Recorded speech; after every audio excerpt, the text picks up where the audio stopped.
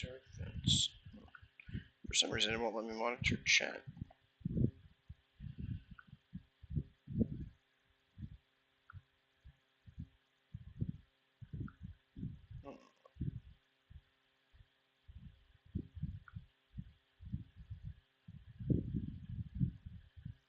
Well, I can at least see my follows on there. And what I'll do is I'll have it read the chats out loud.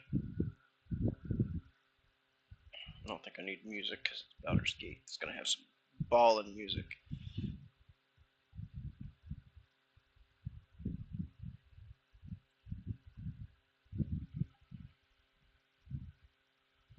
Alright, there we go.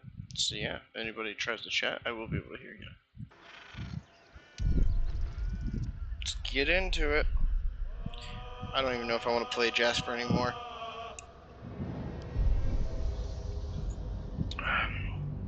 The only reason is because I think I still have missing stuff.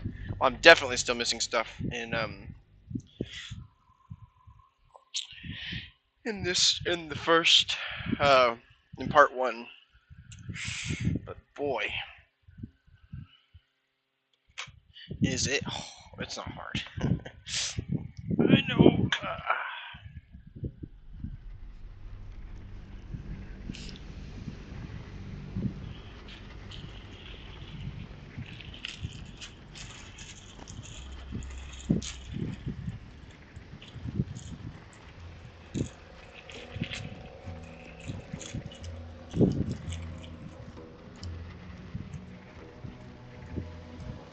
You don't judge me. You don't know what I've been through.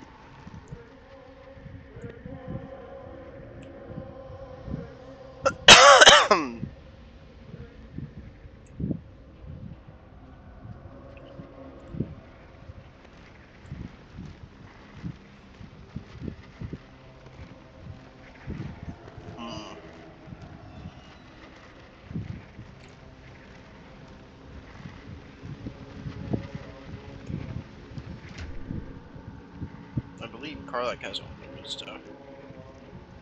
It's a great sword.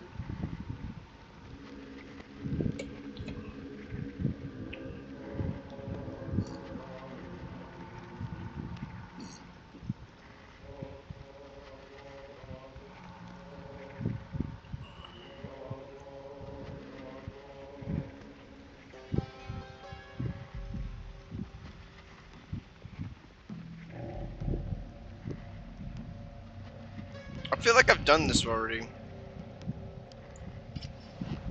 I did do this already. What the heck is going on here?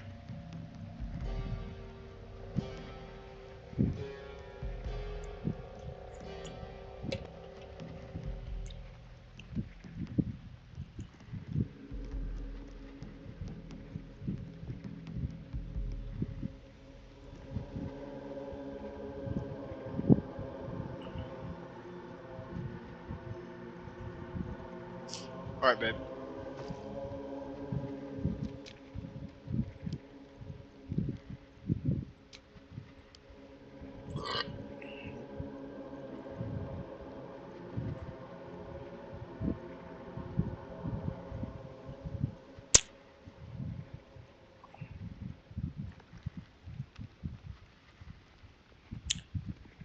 Only one.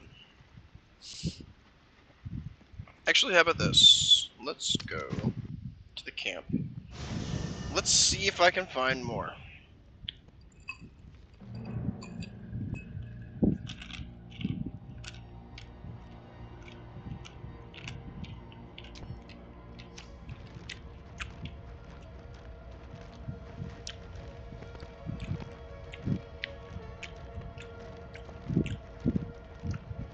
I thank you for the invitation to your camp. It's, well appointed, not too crowded, perfect for thinking, and I've been doing just that. It's about Wulbrin. We know he's been taken to Moonrise Towers, and we know I'm going to save him. The problem is this: a preponderance of evidence that I am a terrible adventurer. I'm not sure I should trust Wulbrin's fate to, well, me.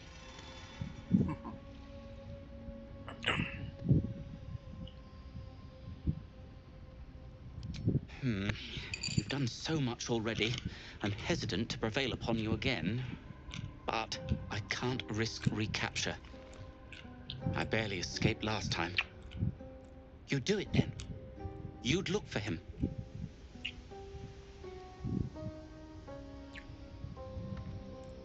That's very decent of you. Thank you. There's something else you should know. Something I can no longer ignore.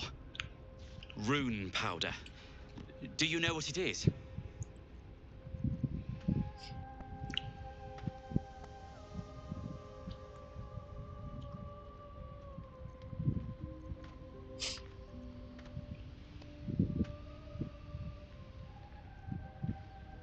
Until very recently, I thought rune powder was a myth. A substance so powerful it could fell a city. A nation. The Iron Hand gnomes have proven the impossible. Rune powder is real, and they have it in their possession.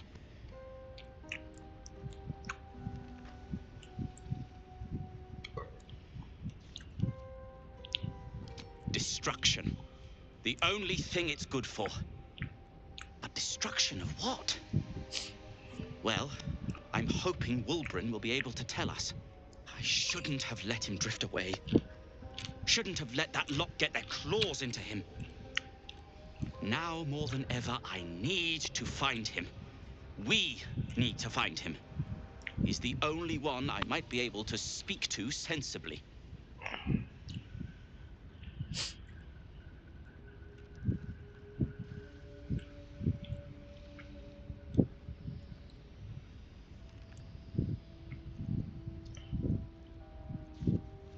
I'd kiss you, but neither of us deserve that. Thank you. Whoa. Like what?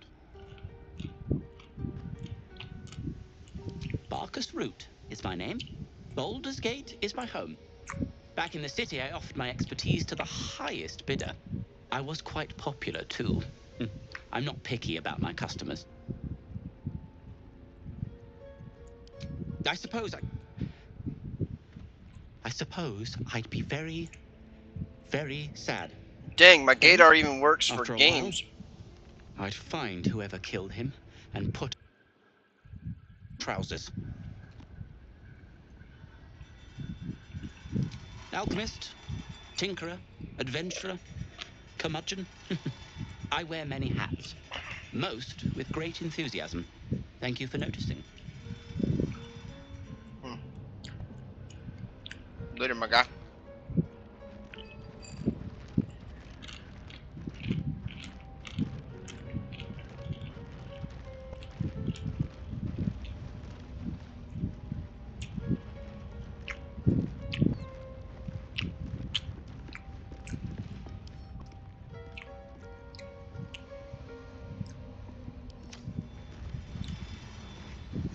What's hiding here?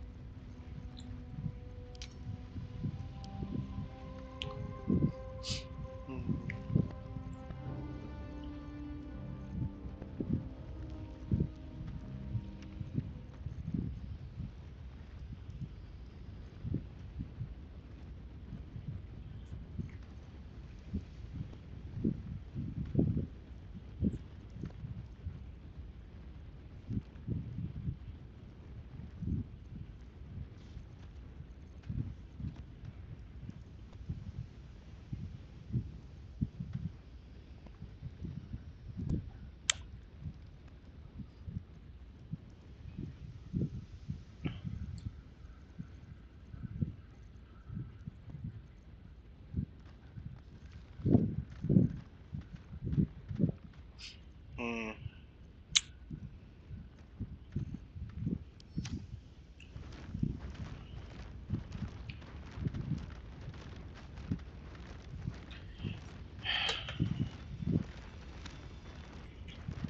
I should know this. What level is Fly in D&D 5th edition?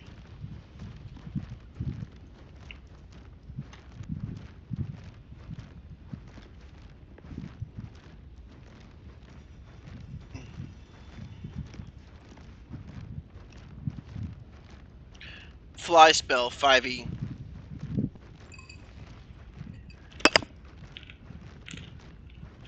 Come on, damn it.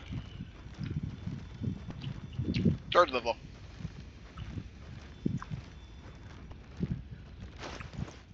Oh. Well, I kind of need Gale, I guess.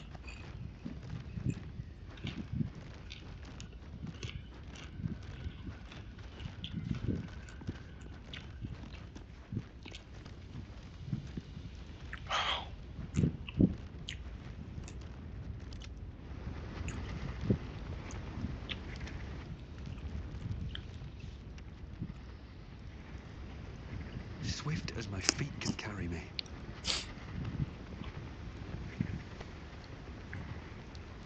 Maybe it'll bring us closer. It won't.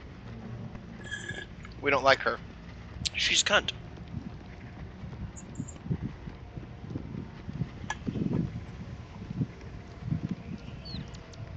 May the darkness protect you.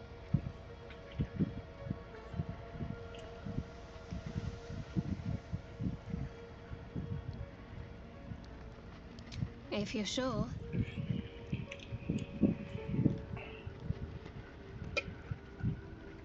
Damn it.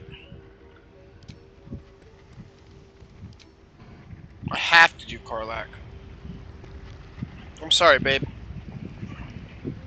It's for your own protection, for my own good. Because we need the follower of fucking Shar to actually be with us in the Temple of Shar. I hate it, but I'm not giving up the imps. I really don't like that.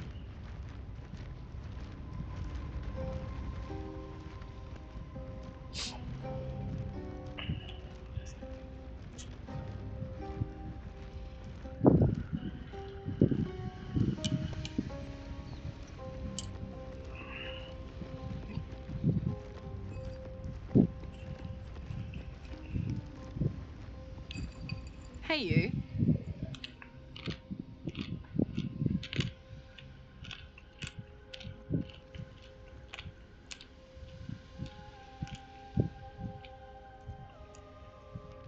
Sounds boring.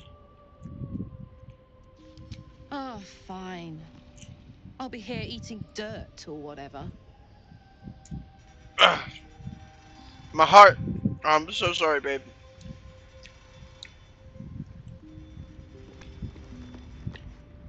Trust me, if I could have it any other way, I would.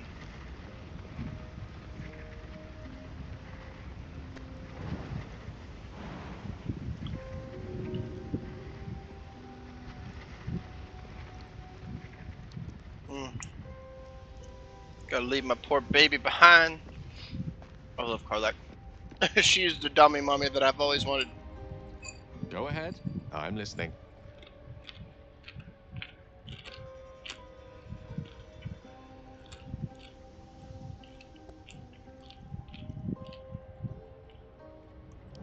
With pleasure. Lead on.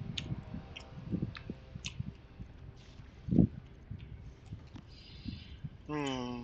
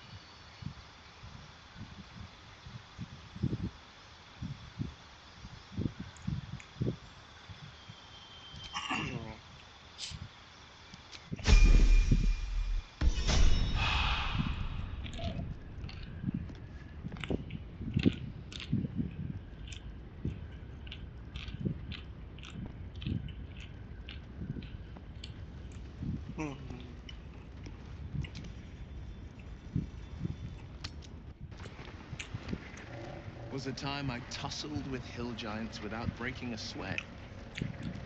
Now, a mere werebear could swat me halfway to arm. Strange things are happening to us. Strange things are happening to me. Oh no, babe had it. Shit.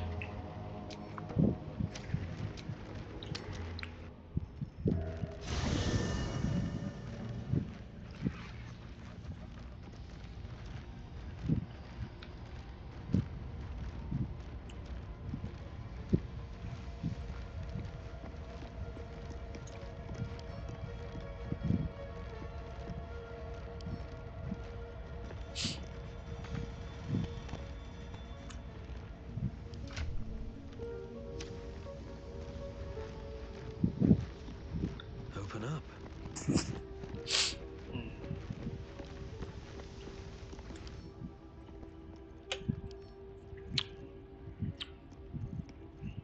Did she not?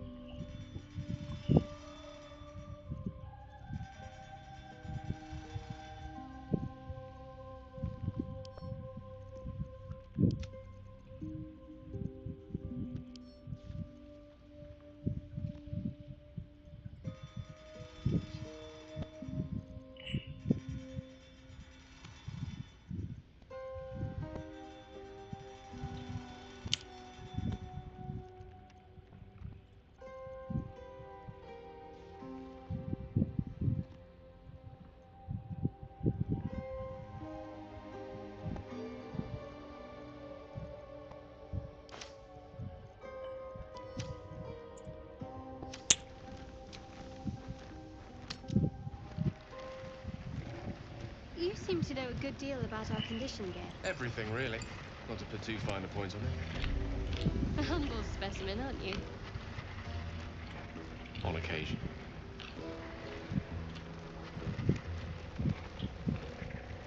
Elminster's not around, so it might as well.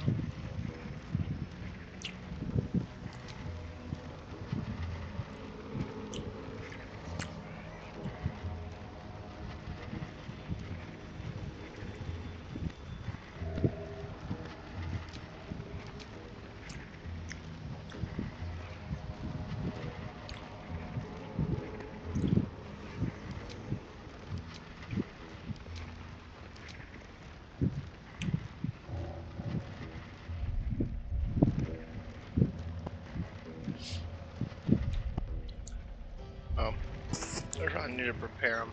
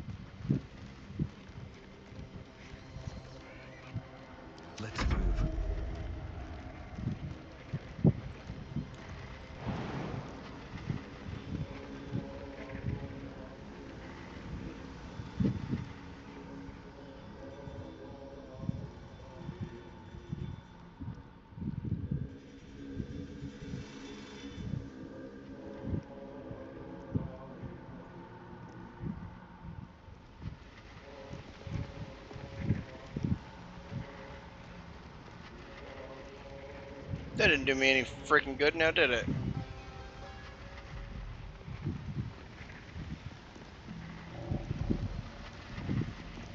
What path lies before me?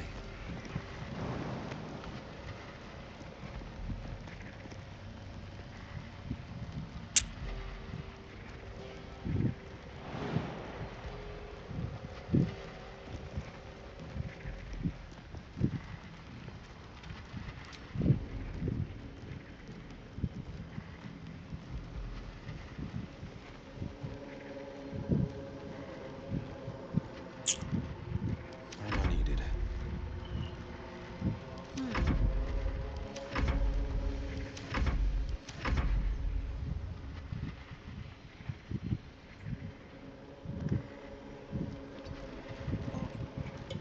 That's not what I needed.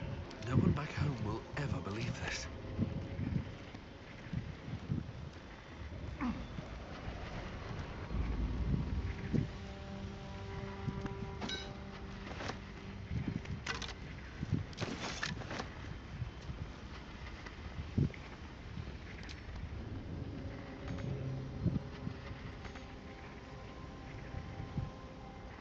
The pride of the gate.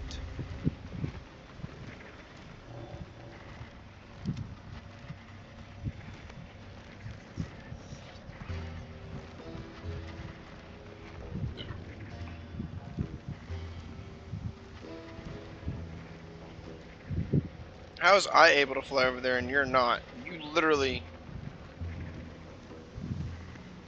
Okay, whatever.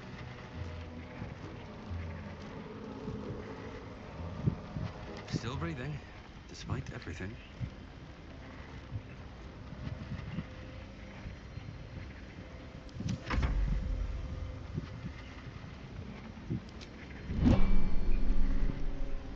How much farther can I go?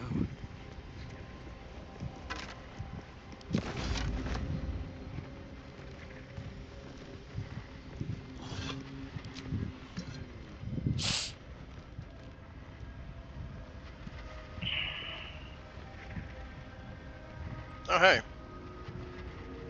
Isn't that freaking convenient? Here we go.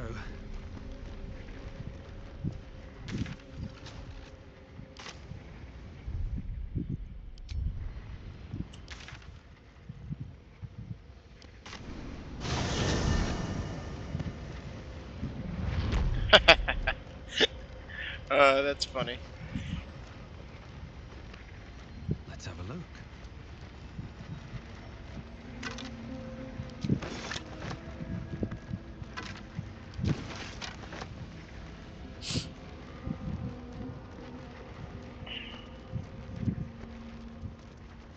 Centuries of blazing heat have smoothed away the plaque's inscription. Always room for more?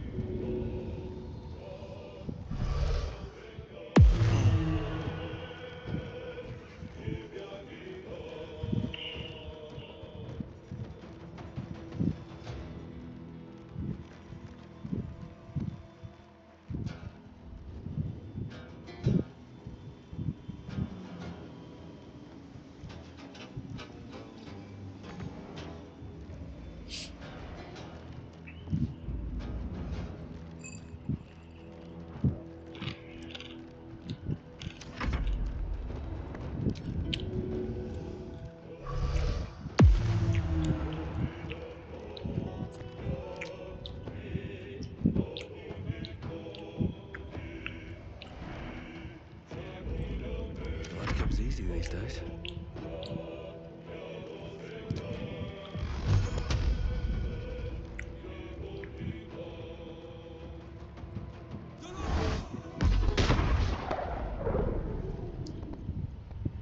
This is my time.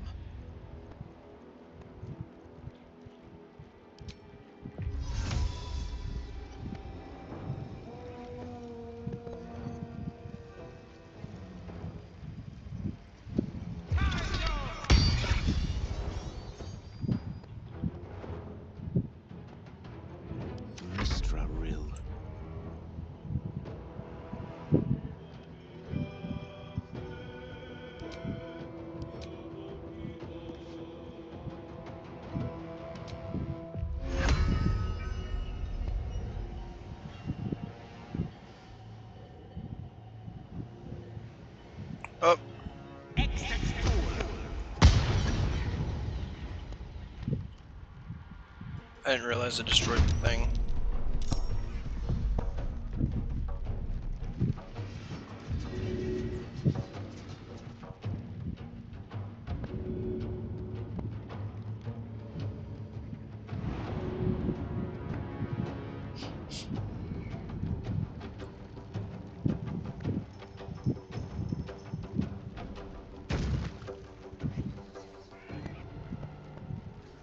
I speak, they burn. Let's finish this.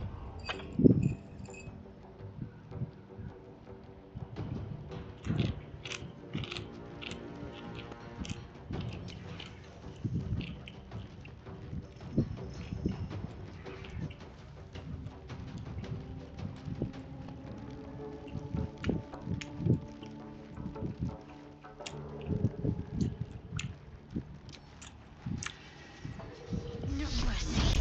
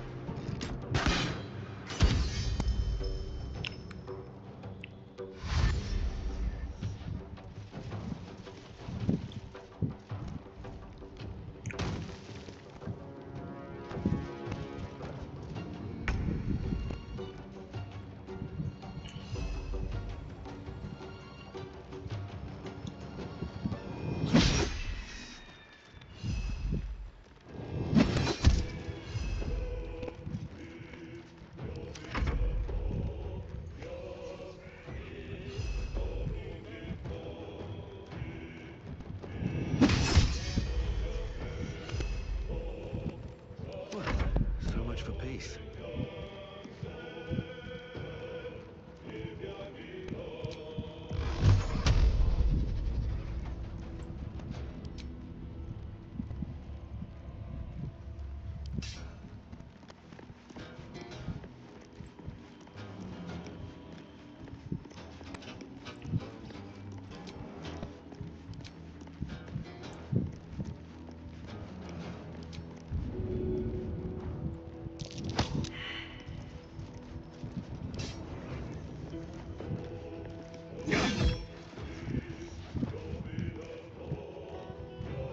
Battle favors the fearless.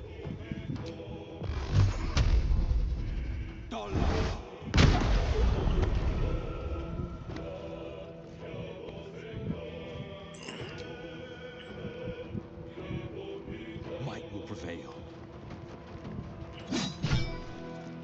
A rough tempest I will raise.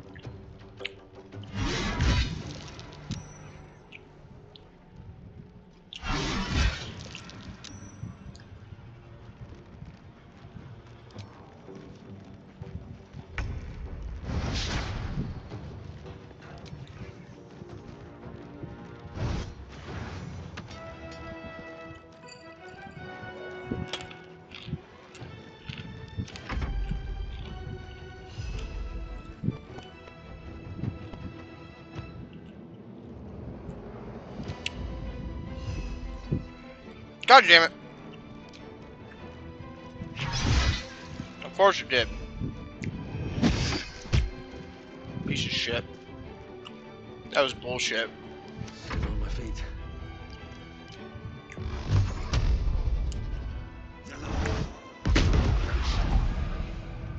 On the victor's path.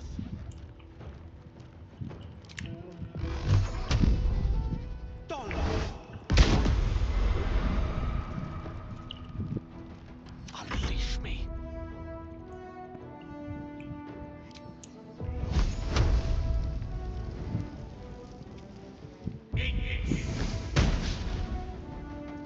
Got to focus.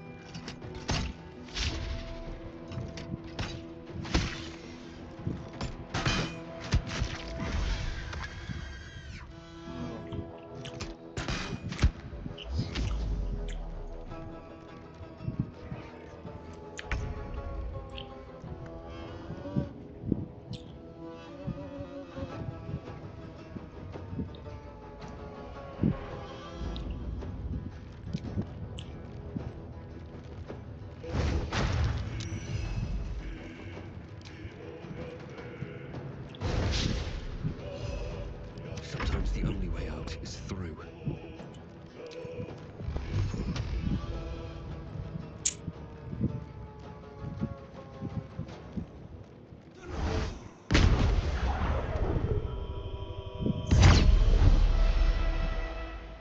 Battle favors the fearless.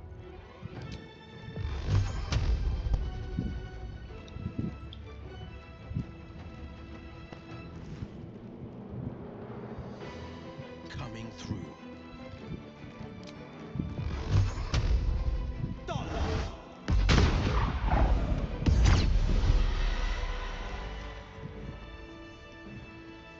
Maybe I need more pockets. Nope. May the darkness protect you.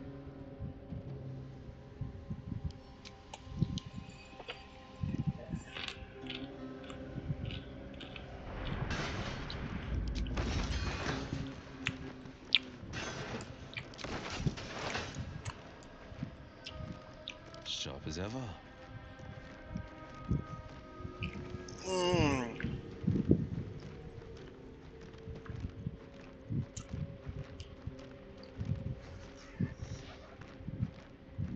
Thank you.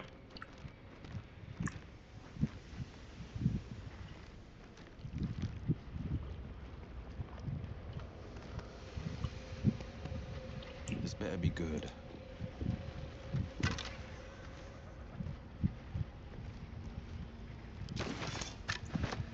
Best foot forward. At least things have stayed interesting.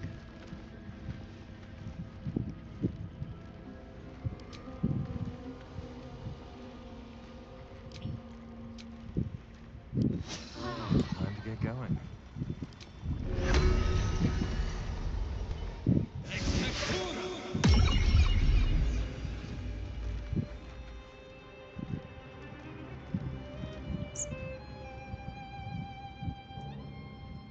Anything of use?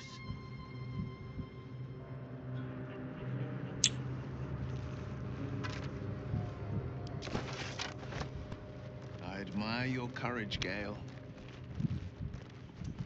Thank you. Any particular reason? Between the orb and the bug, you've got more than your fair share of unwelcome passengers.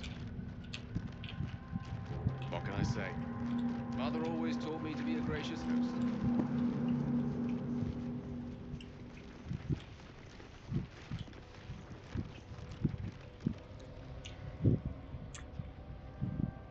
Don't mind if I do.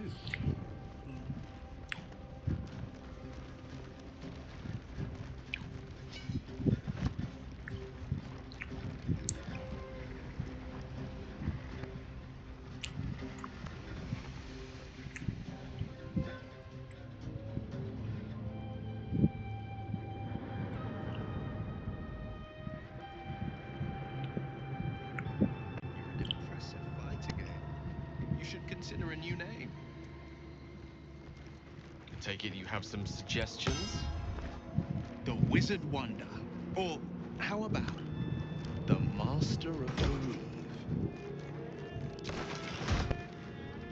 Tempting. But I think we might already have the maximum number of theatrical titles.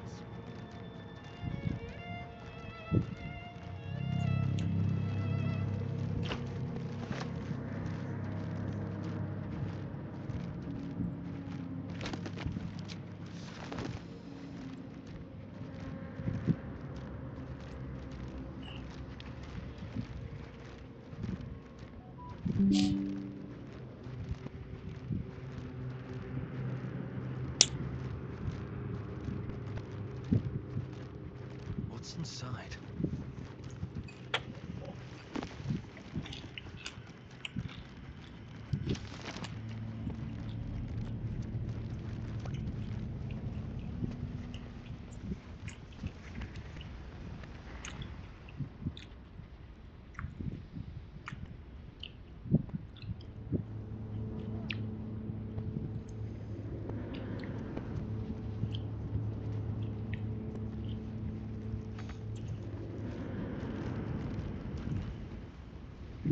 Oh.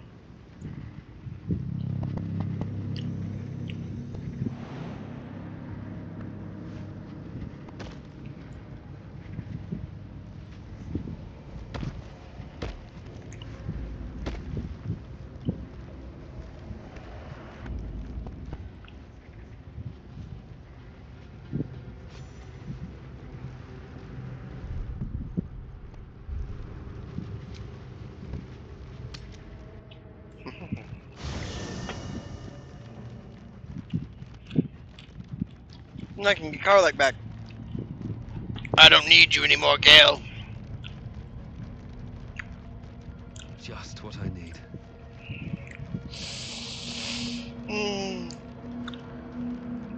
How can I help? I question the wisdom of that decision, but so be it. I'll be here in the meantime, idling away the hours. You're a wizard. You do that kind of stuff anyways.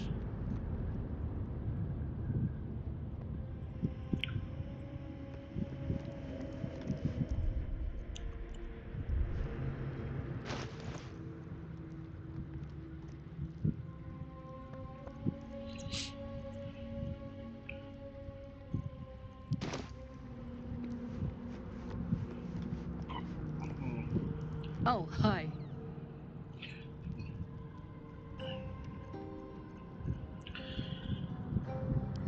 Let's go, go, go.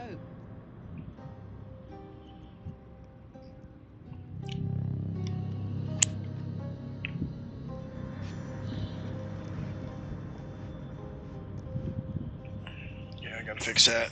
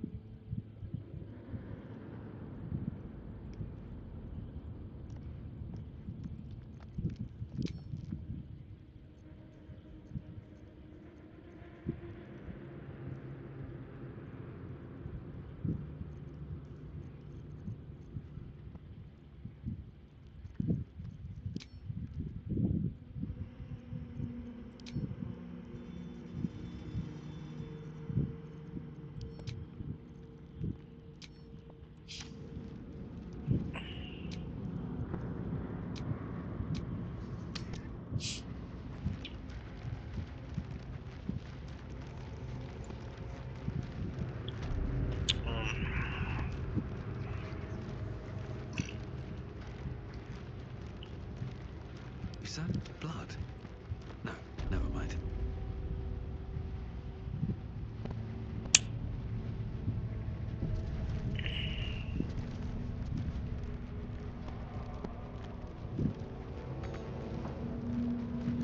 Should mind my step. This must be the forge. What a sight to behold.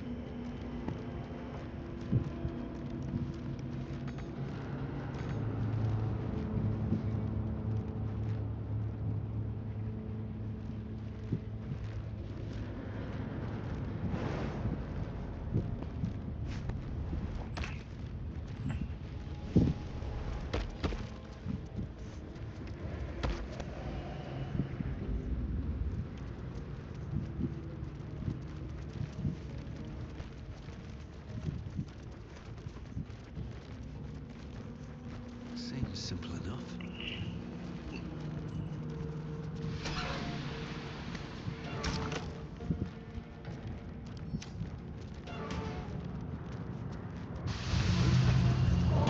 That bulb should fit perfectly.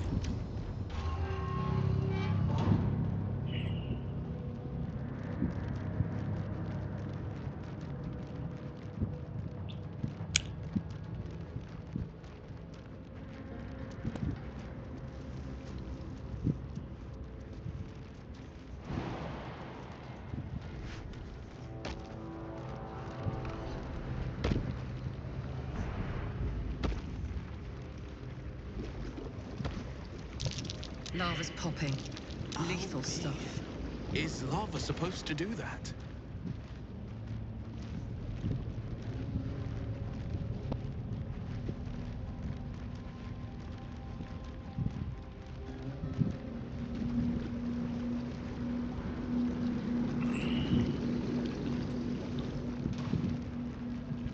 Nope. Nope.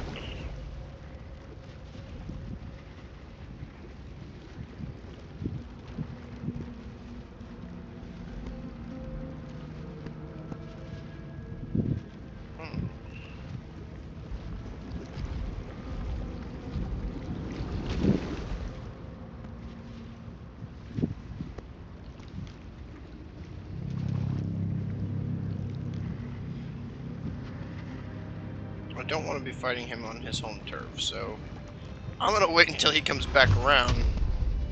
I'm gonna fucking blast him.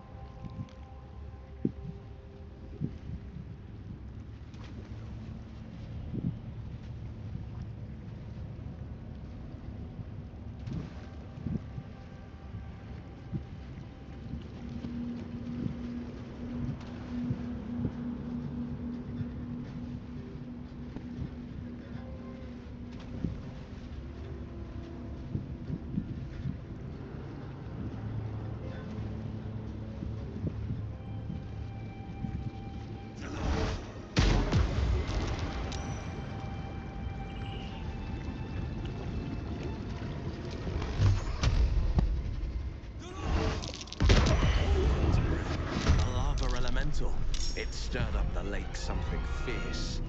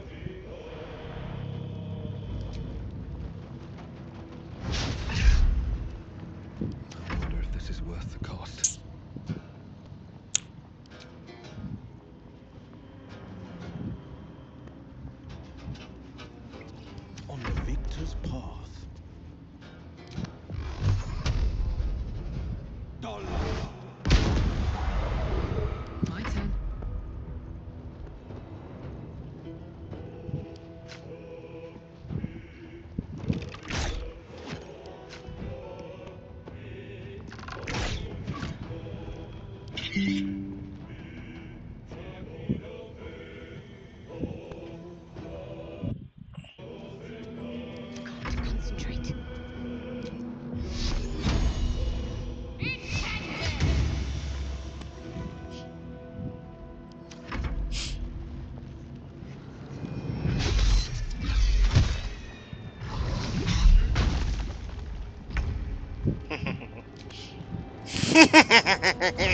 My imps are immune to your fire damage, you feeble little elemental.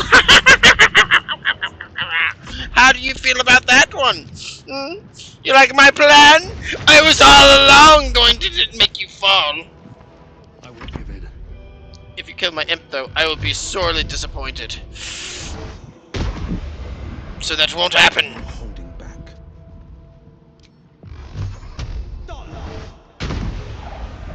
Watch this.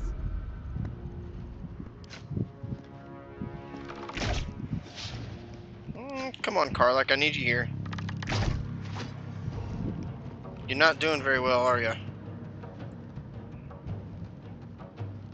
Let's end this.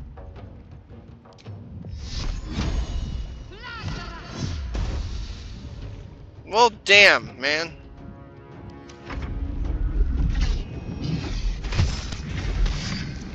That's fair. He took 2 hits from a golem.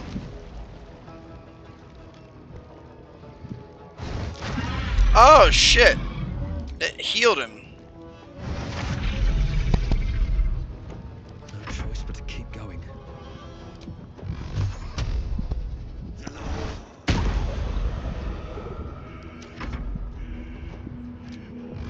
His ass was literally done for. And then... All right, Karlak. It's go time. What's the plan?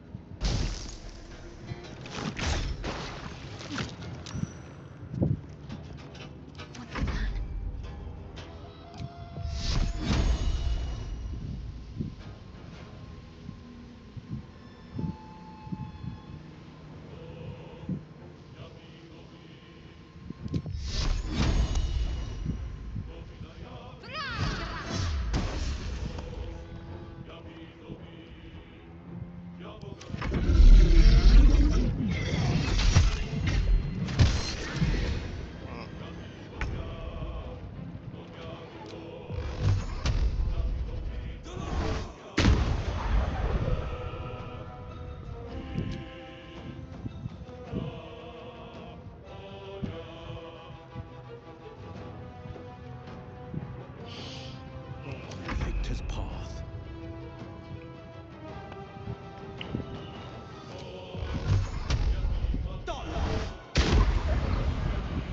Up, up.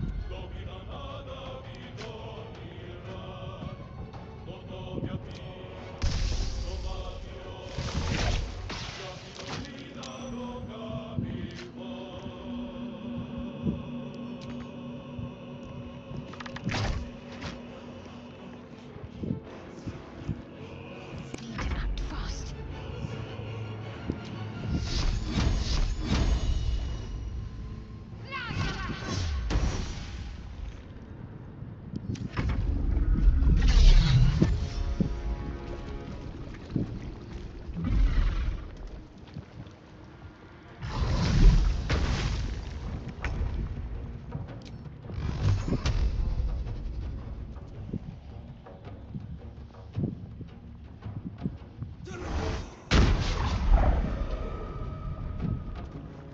Battle favors the fearless.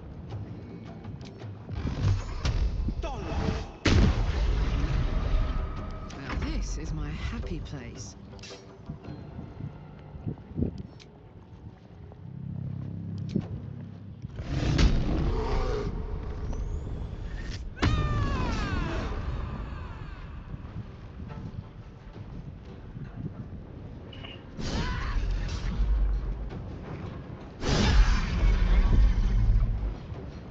Can't give up.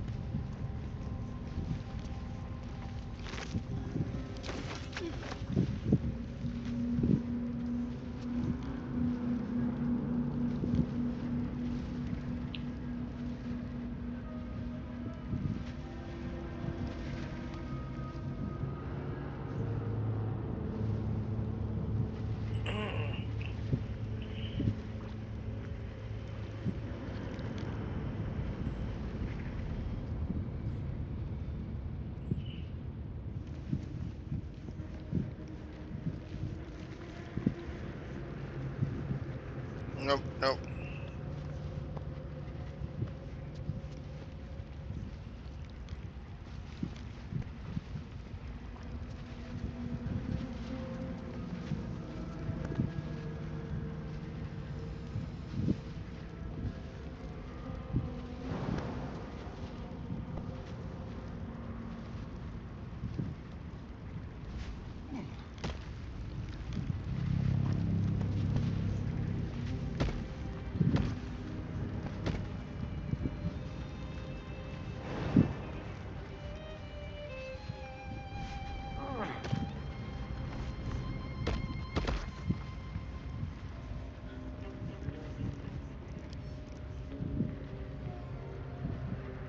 I wonder what's past this.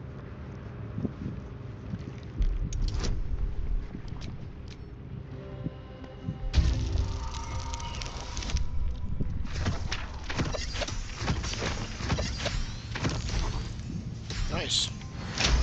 Nice!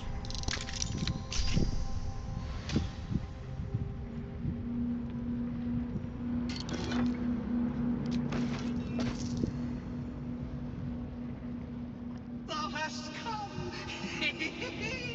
The amulet is heavy, but holds a subtle warmth, like it was left under the sun. Suddenly, the metal surges with heat. You feel great power and an overwhelming urge to laugh. Can thou endure?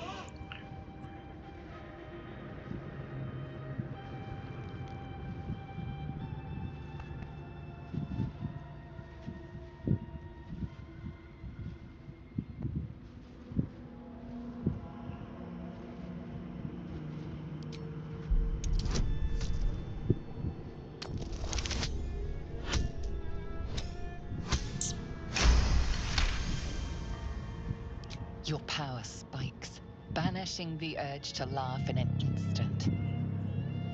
Thou hast done well. For what is a laugh if not one step toward madness? Thou art the one! Return me, take me home, and thou shalt grow with blessings.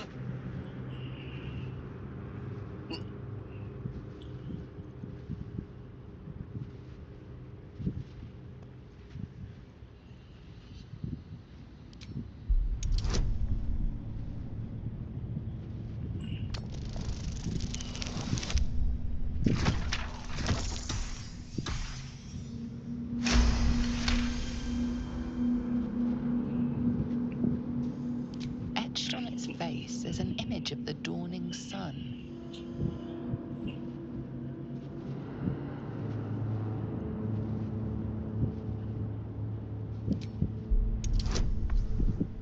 Strelizi Apathy 0. Said best viewers on potatop.top/Joe43. What? Best viewers? Why is my intelligence a -1? That doesn't... I could have swore... You Right. recognize the symbol. It belongs to those sworn to Lathander, god of dawn and renewal. Whatever madness this spirit suffers was inflicted by Lathander's enemies, followers of Shah. And this madness may flow into you. That thing's tainted. Better to leave it than bear a dead man's grudges.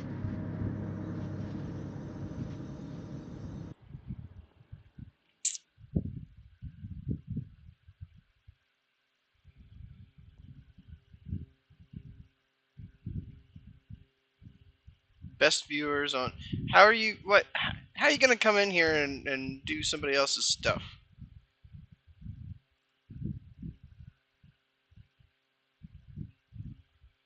That's so cringe. Hello? Okay.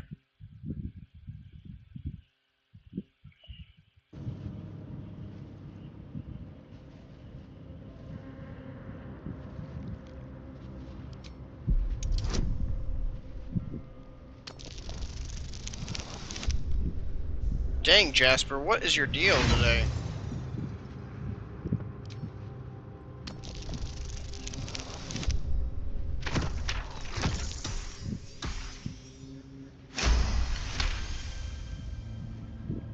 Beneath the rampant joy, you sense the monk's fear and sincerity. He doesn't wish to harm you, but that doesn't mean he won't.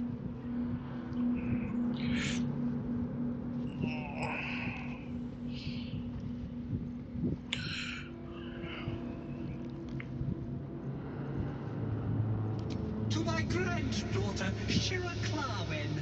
Serves Ilmata, she does. She waits in Worm's Crossing.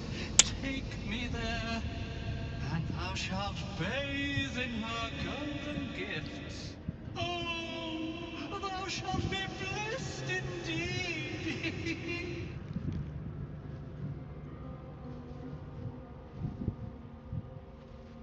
A ghost! Ha ha! I am sunlight on water, dew on grass. Sharons broke my body, but my spirits they could not. Well, not completely.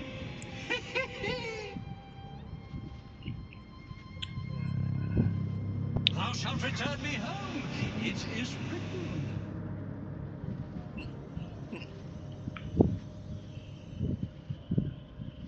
I shall walk with thee. I shall grant you my power.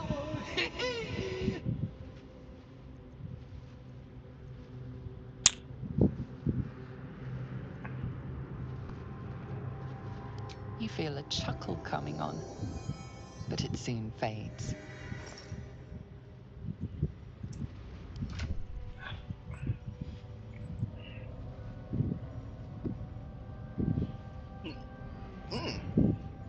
That's actually pretty cool.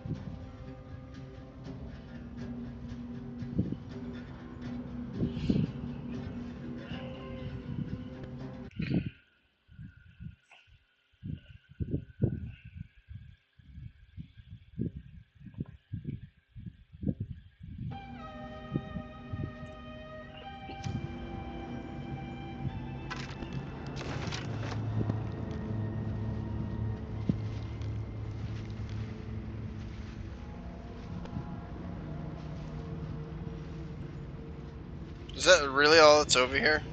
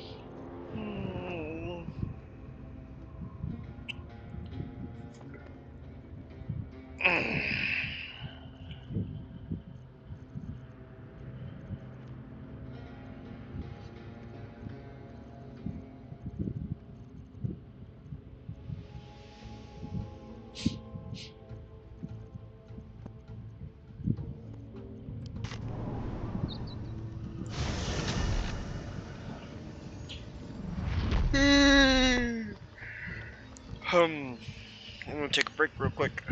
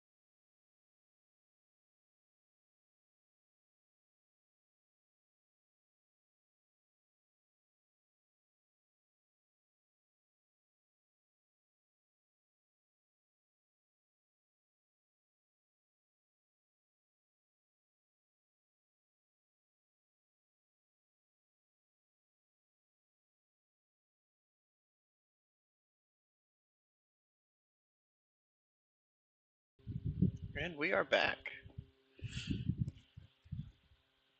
Time to get a little bit of music going.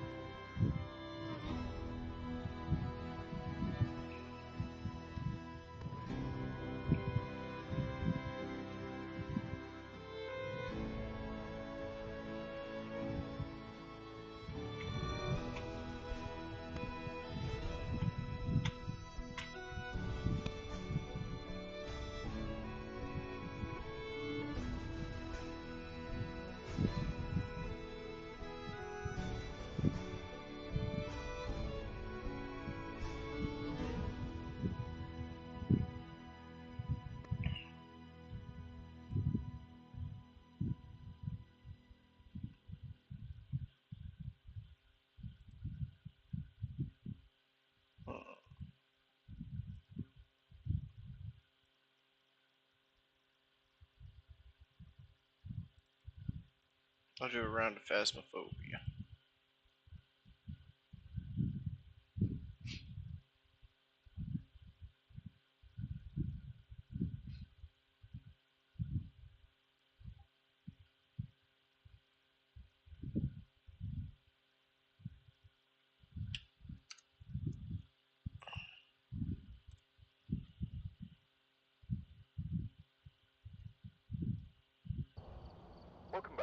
There's some jobs ready for you.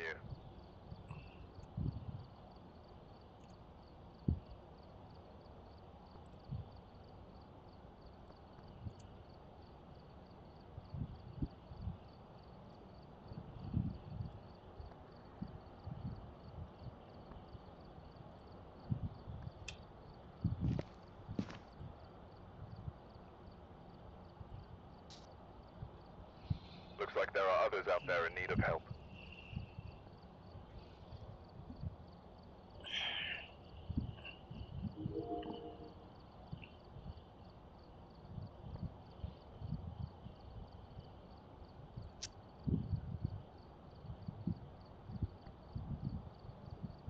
Hello, you got a mic?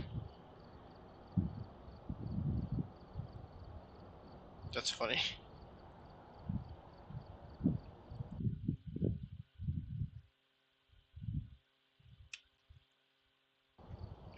Welcome back. I've prepared some jobs for you. Looks like there are others out there in need of help.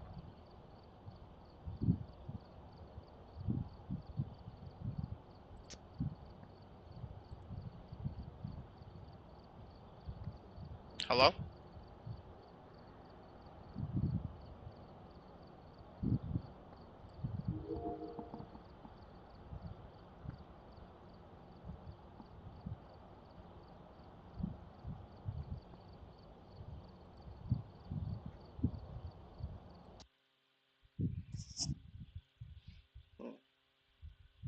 Well, heck, I'll spend the whole time looking for I've prepared game. some jobs for you. I've gathered a list of other hunters asking for help. Hello?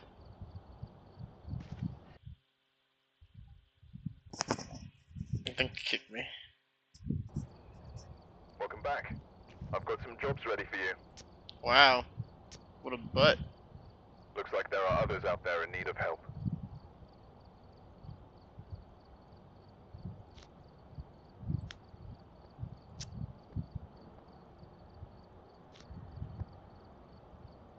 What's up?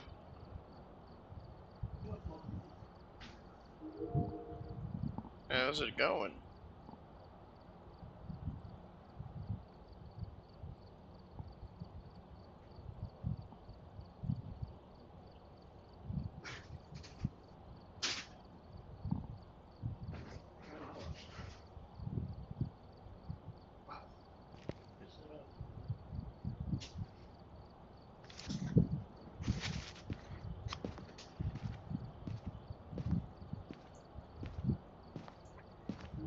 I'm voting for this one.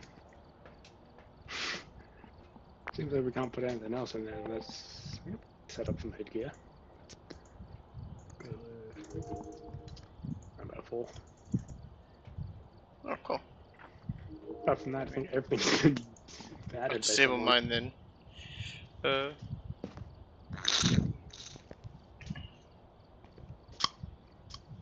Ready up, my guys? Ooh, I know that pop. Just wait for the soul fry. Sus fry.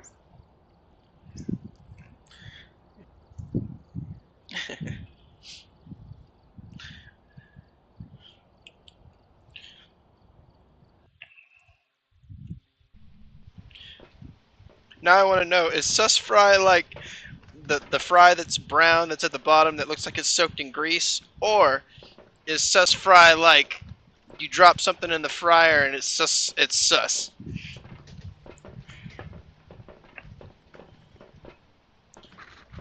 Yeah. Oh, you're twins! People who Oh gosh, we have a tier 1 dot. How did that happen?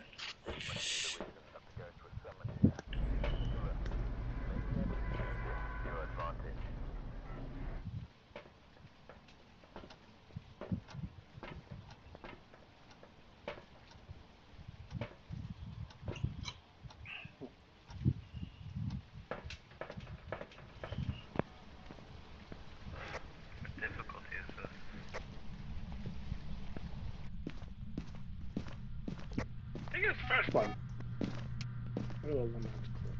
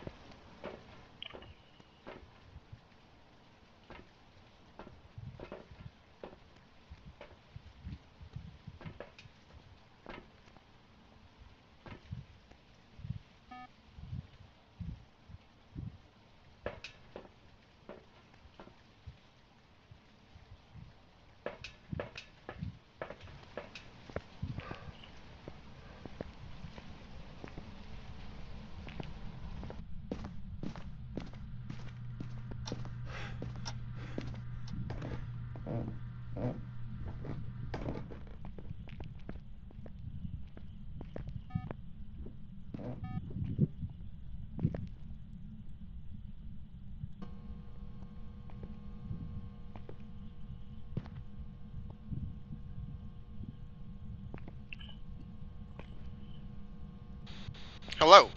Hello? Hello? Would you like to speak to me? Here, I'll turn off the lights. I know that makes y'all more comfortable. Hello? Hello? Would you like to speak to me? Say something. Say anything. How much wood could a woodchuck chuck if a woodchuck could chuck wood? Oh, hey, we got UV. UV confirmed. I need a camera because I don't have one. Hey, hello. Hello. My friend over here said, you smell like a butt. I didn't say that. Hello. Speaking to this box. Write in our book. Try to hunt one of our friends. I think Cessfry can run pretty fast. Here's the camera. Oh, well, it's gone now. Or maybe it's not here. Let's see. Yeah, they're gone. Hello. Oh, we're getting some EMF. Ooh, ooh. Come on, you gonna write in this book for us? Hmm? Are you a devil? Are you a demon? Hmm? I bet you don't even know how to hunt, do you? Do we got freezing temps? Because I'm betting it's a demon.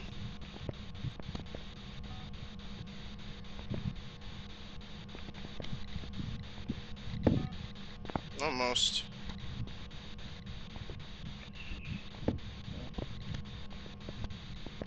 Hello? Hello? Please, speak into my box. I like it when people speak into my box.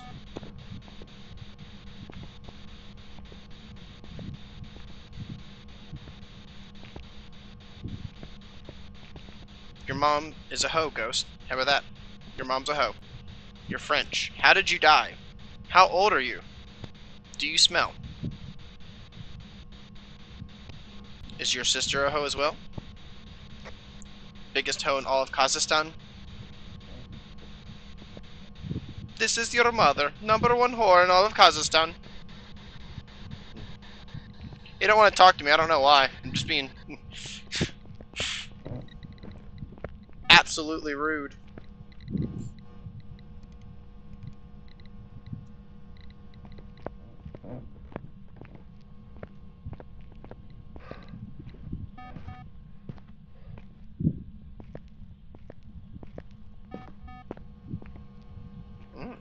Well then, it's gonna get interesting now, isn't it? Pow, chicka wow wow, chicka wow wow. Turning off the lights because he's a big old wussy. Come on, do something. Do something. Try to hunt us. Bet you won't, wuss. Come on. Come on, what's wrong?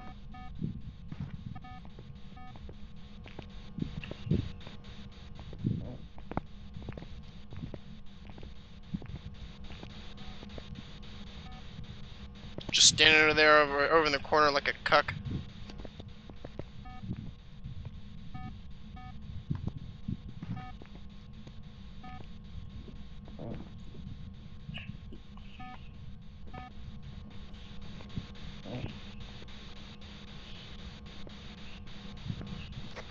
It's not a chin.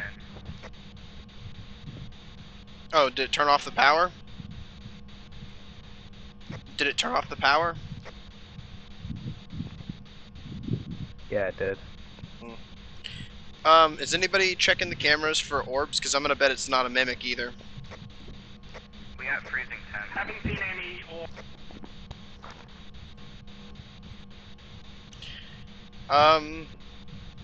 So that means it's either a demon or a Hawk Tua, and I think it's a Hawk Tua. Is it EMF 5? Nope, just 2. Oh, just 3. EMF 2. Yeah. Hey, speaking of the box. Do it, wuss. I bet you won't. Where's the pin or the pin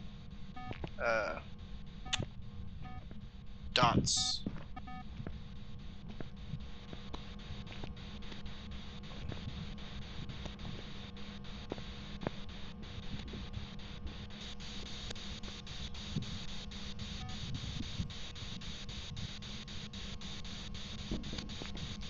Come on, talk into the box. Give us some ghostwriting, something.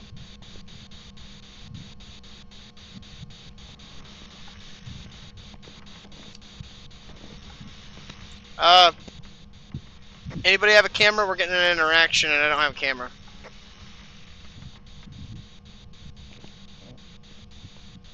Cause it was just rocking in the rocking chair. We have ghost orbs. Oh. Well, that puts Mimic back on the table, but I think that makes it a hot Tua.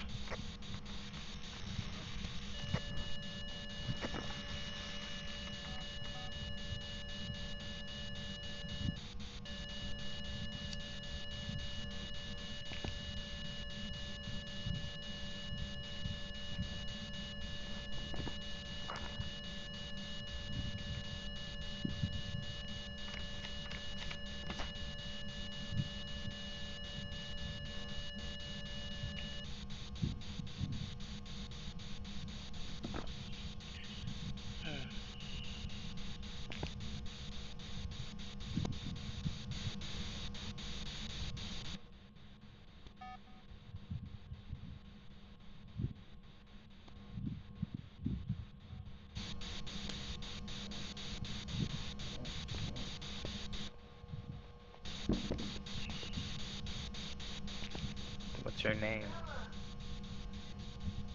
Where are you? How old are you? Where are you? How old are you? Where are you?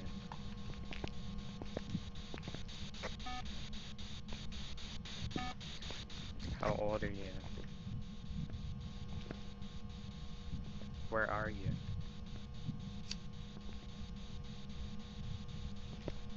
Where are you?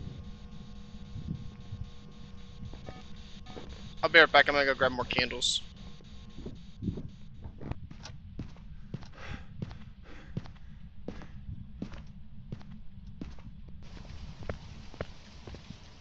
I sure left the camera down there.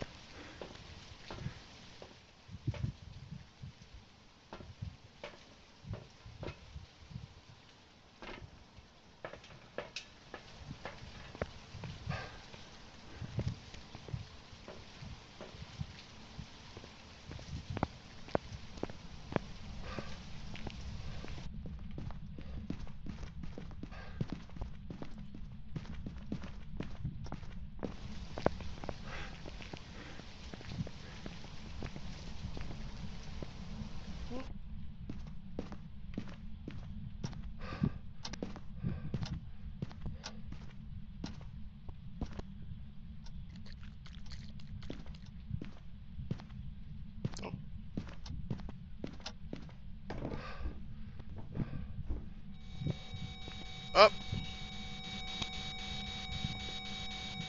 EMF 4? Okay.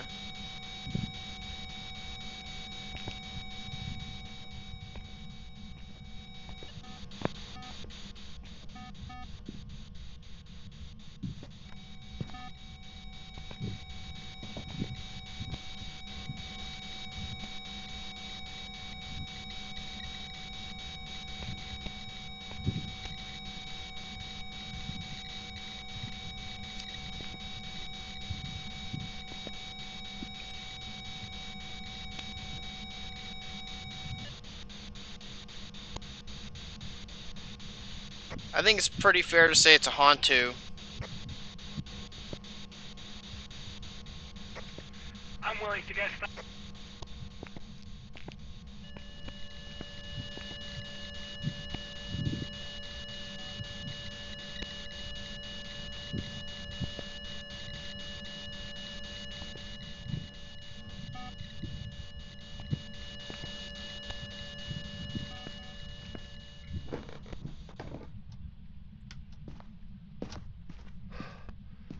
Yeah, because I'm gonna have to.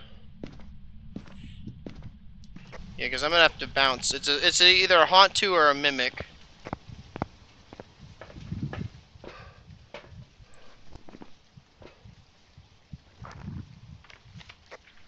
I'm guessing haunted. All right, ready to close the doors?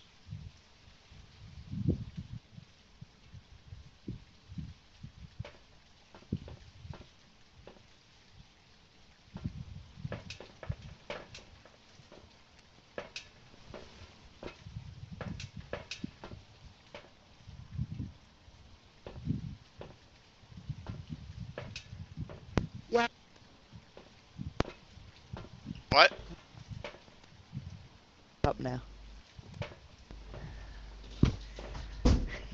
Do you guys want to do any of the challenges?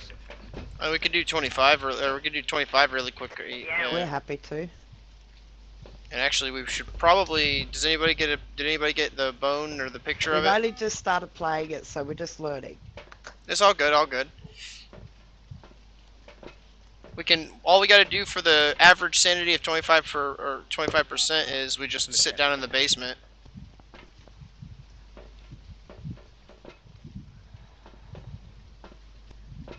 Sounds like it's going on a hunt. It's going on a trip in our favorite rocket ship, zooming through the skies, little Einsteins.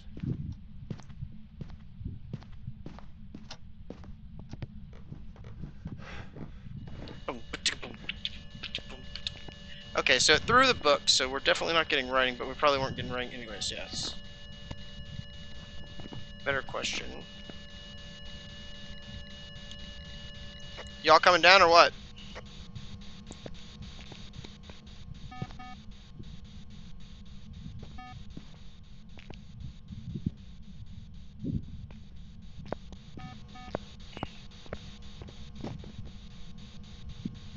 Did you guys find the bones?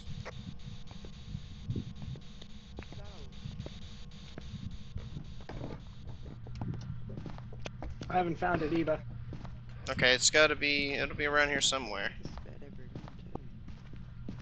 Well, we probably just overlooked them. It's in the master bedroom. Cool. You got a camera, or do you need a camera? Where at?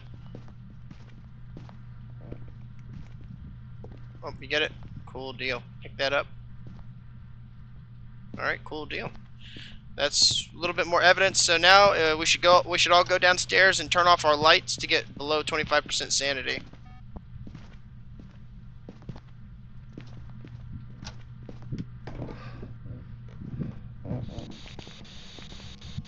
Oh, it's just standing here in the frickin' it's just standing here in the sensor. He's mad because we took his femur. Don't light the candles because that'll make our sanity last long. It'll make it drain slower. Hey guys, come sit in the basement with us for a minute. Turn off your lights.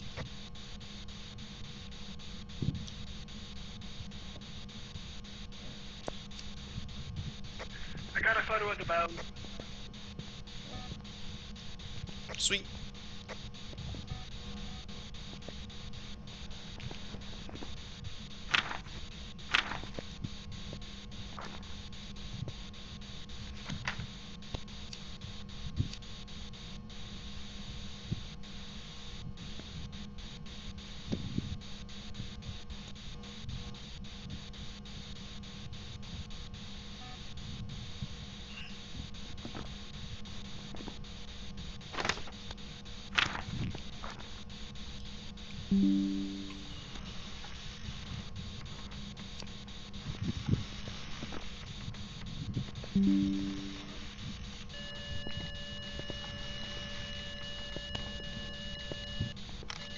Oh, crap. That was a bad picture, but still.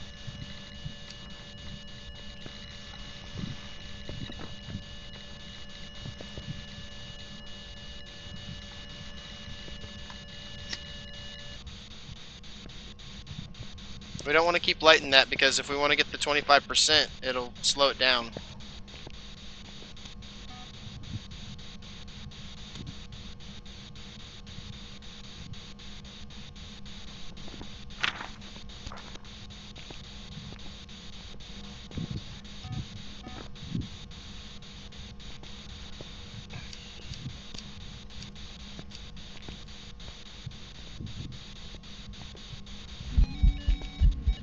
There's a ghost event. That might be a hunt.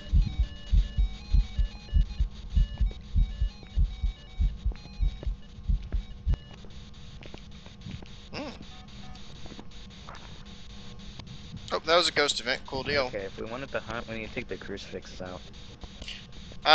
We don't want. I don't want the hunt. I want to do our sanity below 25 and then head out.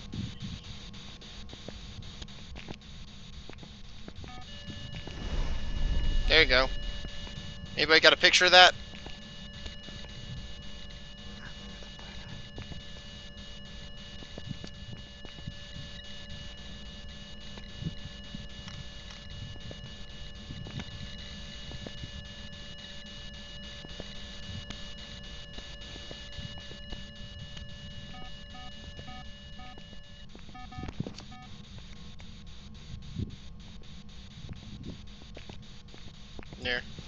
I'm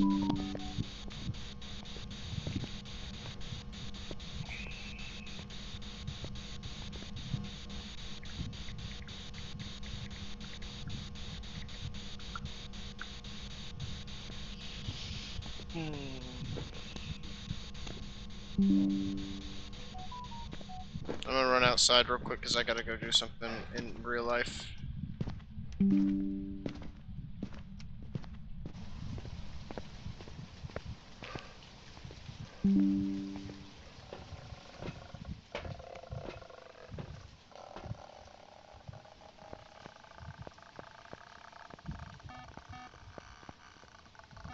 It's hunting.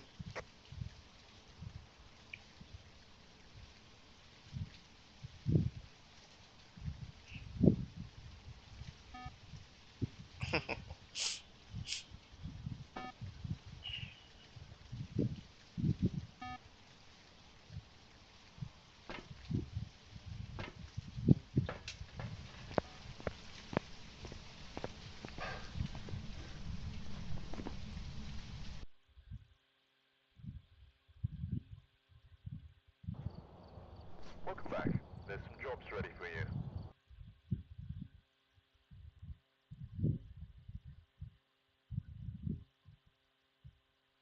Hey guys, I'll be right back. I gotta do something real quick. 10-4, Roger, Roger.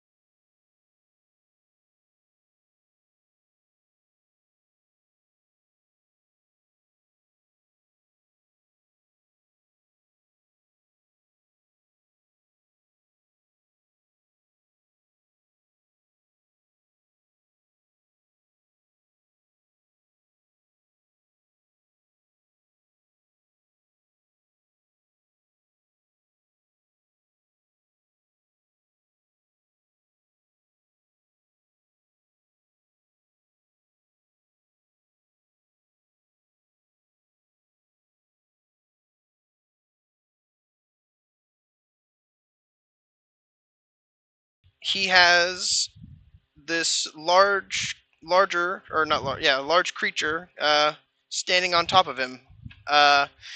And we get the villain monologue of, "Ha ha ha! I was evil the whole time, and I'm going to eat children." And we were like, "Yeah, how about die?" And a battle ensued.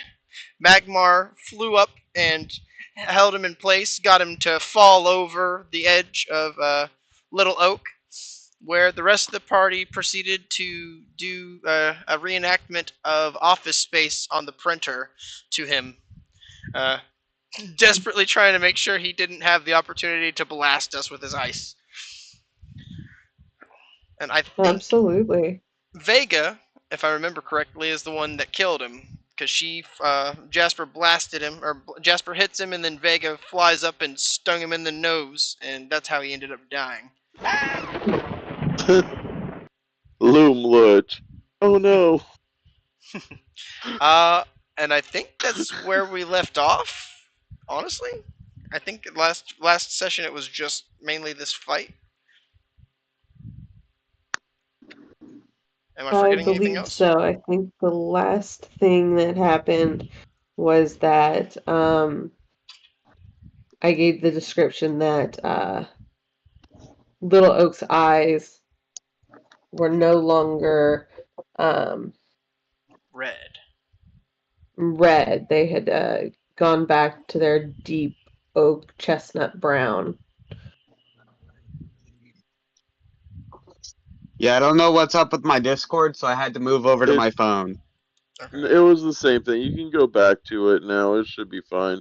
I also disconnected the same time you did, so it was the same. Okay, there we go. Although I don't know what is up with like the connection. It says like really horrible connection. I don't know what's up with Yeah, that's what happened to me too. It's 3000% Discord's fault. Yeah, it is 100% Discord. There's no way anyone here can physically change anything with the servers at all. Yeah, because I disconnect and then Toph and Otto are disconnecting. It can't be all three of our internets just simultaneously going fuck you at the same time. Yeah. And we're all in different states. Yeah. If we were neighbors, I would be like, yeah, it's just our internet, but Different parts of the world. Yeah. I would say go ahead and you can reconnect using your computer. You should be fine. It was just a temporary. It looks like it was just kind of a temporary shot. Okay.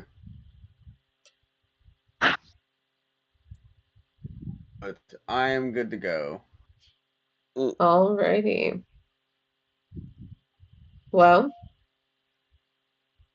like I said, you guys are left with Little Oak. His eyes are now back to normal. He still isn't quite moving. He is kind of stiff and dazed. That's the word I was looking for. Did he talk before? That's a good question. I don't know if he did or not.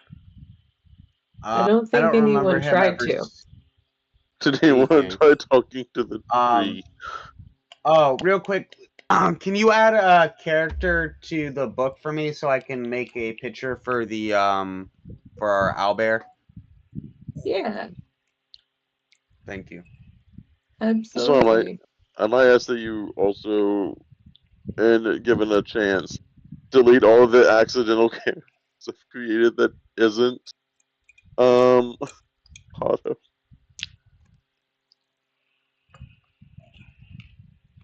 I'll put them. Hold on, I'll put them at the top. I'll put them at the top of the list for you. Thank you.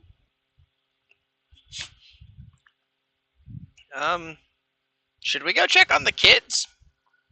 He did say he was trying to eat them. Probably a smart idea.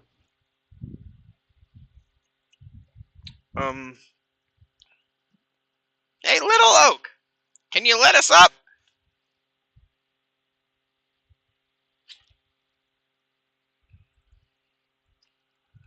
Sorry, I was removing people. No, you're good. He will kind of again slowly turn his head and look down at you all. Little Oak? I'm Little Oak. Yeah. Yes, you are. Do you remember who we are?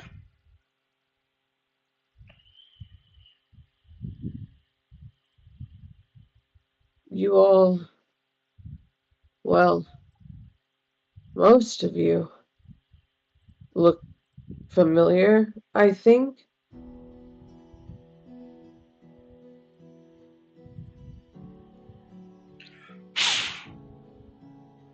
We've met before.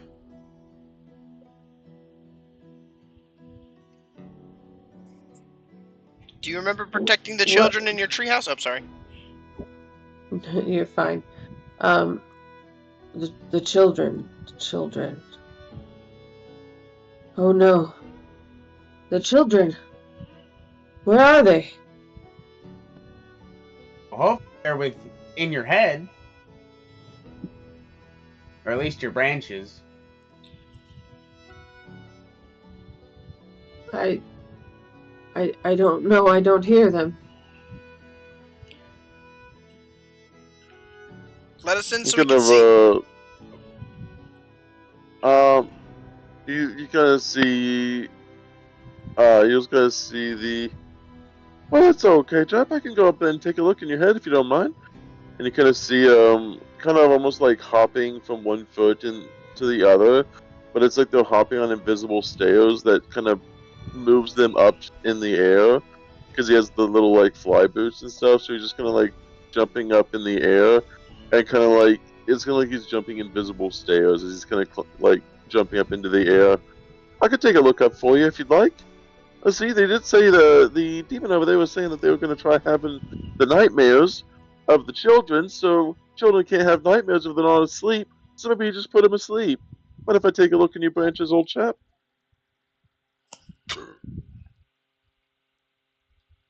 You can look, but I know they're not there. I can't hear them. I can't feel them. But you can look. Again, he'll go up into he'll kind of like jump around a branch or two, kind of swing, kind of just like have one hand and just kind of looking around, holding on to one area as he kind of swings around himself, just kind of almost dancing around the tree branches like a giant gym, kind of seeing, looking underneath, crawling, checking underneath all the stuff, using his small size to his advantage to kind of see every nook and cranny, seeing if there's just a whole bunch of sleeping children anywhere. As you zip around through the branches in the treehouse, it will be eerily quiet, and you will come across no children. Is there any remnants of toys or, food or things like that that would indicate someone has been living here recently? Oh yes. It looks like there has been someone here. It looks like almost as if there was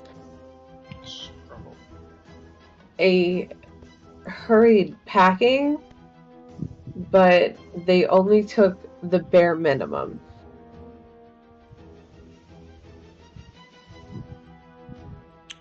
So like the blankets and bits of clothing are now gone. You see him kind of pop out of the top of the tree looking down at the rest of the party, kind of almost taking like a squat in the middle of the air as he's kind of redirecting down at everyone using his more enhanced, more booming voice a little bit. As you can tell, it's definitely a more enhanced, louder voice than what you would expect from such a smaller creature. Well, it looks like they've taken the kids, and well, someone's at least been packing for the kids. So clearly, wherever the kids are, they've taken their stuff, at least some of the more basic stuff. So it looks like probably whenever everything started to go down, either someone decided to see them and put them somewhere else, or they thought of something that was going on. So it looks like wherever they are, they aren't here. But they're probably safe. Anyone who has time to at least pack some basic materials plans on going somewhere. Wherever they are, it's somewhere around here. Look for Considering the signs of a tree's constantly struggle. moving. He kind of looks up. Sounds like a great idea, buddy. And then he'll kind of pop back in real fast to see if there's like scratch marks, burn marks, anything that would indicate, broken this or broken that. Something's outside of the norm of just rushing. Jasper's gonna. I have no clue why the hand spawns absolutely massively. It's so big. Do we see the struggle? Yeah, Jasper's going to send Vega in to help investigate. All right, go ahead and roll me investigation at is what it is. advantage.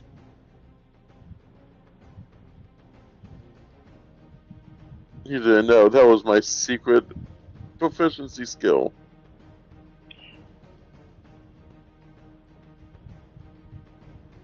Could it be the picture's so big that it's like, oh, it must be a large creature? There you go.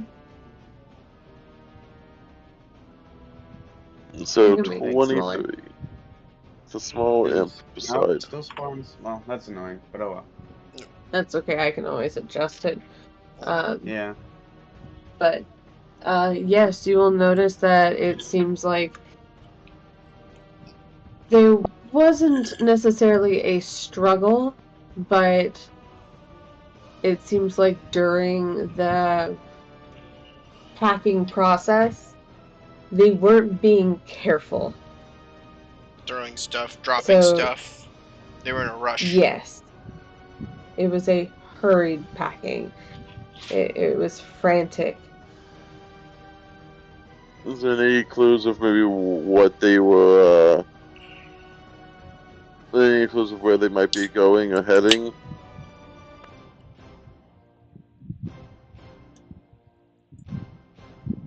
Tell me anything regarding that? Not by what you can see in here, no.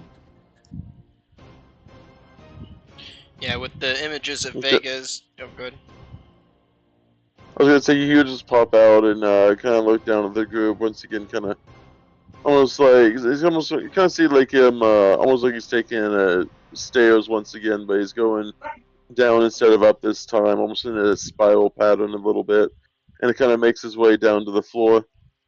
Well, it looks like wherever they are, they're going to be finding themselves somewhere else pretty soon. They must have some kind of objective in mind or goal. You don't take bed linens if you don't plan on sleeping somewhere. So it looks like they're probably safe and sound wherever they are, but it's just a matter of tracking them. Or at least if we want to find out where they went. I guess we have to find the leader, whoever the leader of the children is, and figure out where they go. I say we check out the old guy in the cave. They're the ones that made me these boots after all. See if he has any idea. We just killed the kid, or we just killed the person who was posing to be their leader. I think they might be in danger. Especially if... I was gonna say we could always... Go ahead. Good. Well, I was gonna say, especially if, with how that area looked like they were trying to hurriedly pack, you take your linens because whenever you're traveling, you always need something with you, but... actually, why don't you try to get a sky eye view to see if you can see maybe where they might be? And Jasper will actually already send Vega out on a patrol, like flying 40 feet in the air and then flying in a big circle, trying to see if she could pick up any tracks of where the kids might have headed off to.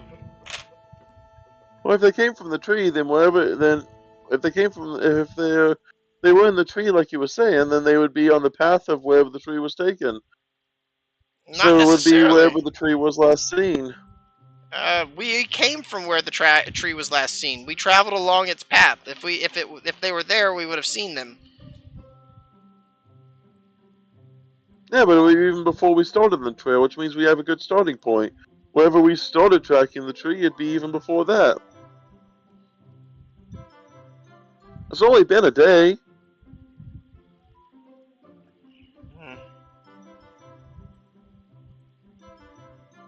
We just gotta go back to our tracks and then go back even further. They had popped back to where we started. I don't think that is the direction we need to go. Well, let's try to see which direction they headed from here, because I think they were here. What is everyone's passive perception that's on the ground? Besides Toph, unfortunately. My passive Or perception. passive investigation. Oh, my passive investigation's at 13. Should be 17. I should have 17. Actually, I should have 17. It's alright, Toph's passive investigation is garbage anyway. Yeah, perception is not my strong suit, but investigation is. Yeah, same. Yeah, perception's only 12, and then investigation is the 17.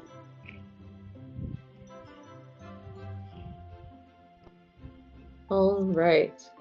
Well, to save you from going backwards, you will notice that there are 3 sets, different sizes, of footprints leading from Little Oak off into the forest. As in, this was recent? Well, give me a survival check for that. Oh. I will point out the tracks to everyone else and ask, does these look recent to you all? I can't tell by the shape of the mud and everything. Never been one for looking at dirt. Jasper's just gonna crane his head over to Toph.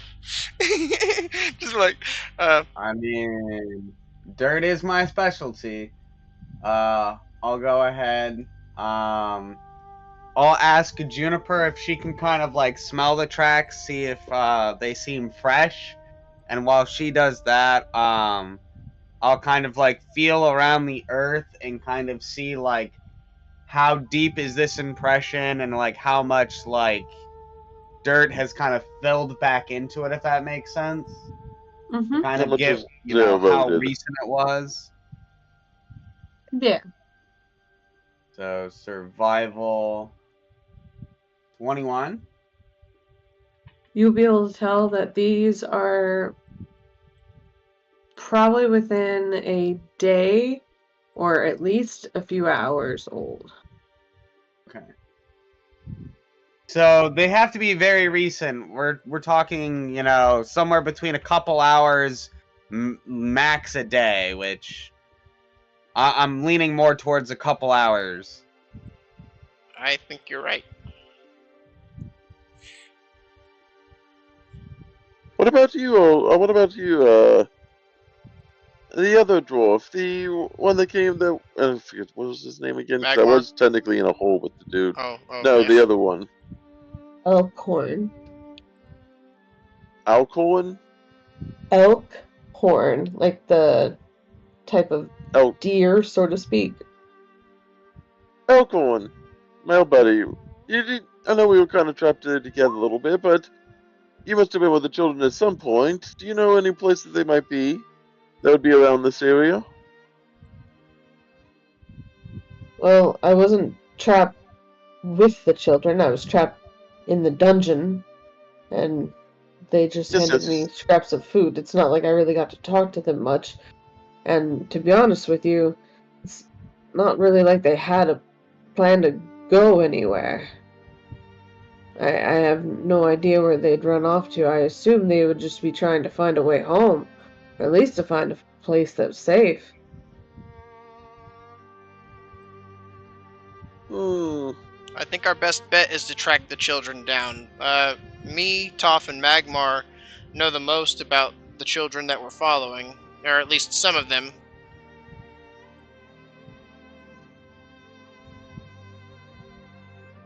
I'm pretty sure Juniper could like get a smell and maybe track it down. Is there any when you were up inside the tree, was there anything you could find, like maybe articles of clothing, something to help get a scent? All sorts of things up there. They took a decent amount, but didn't take all of it. There's tons of stuff up there. Well, let's see if we can get something that will have one of their scents on it, and then we can maybe use that to help track them down. Jasper's actually going to kind of jump when Toph mentions that, and he's going to tell Vega, go see if Star's Ball's here. And send her in.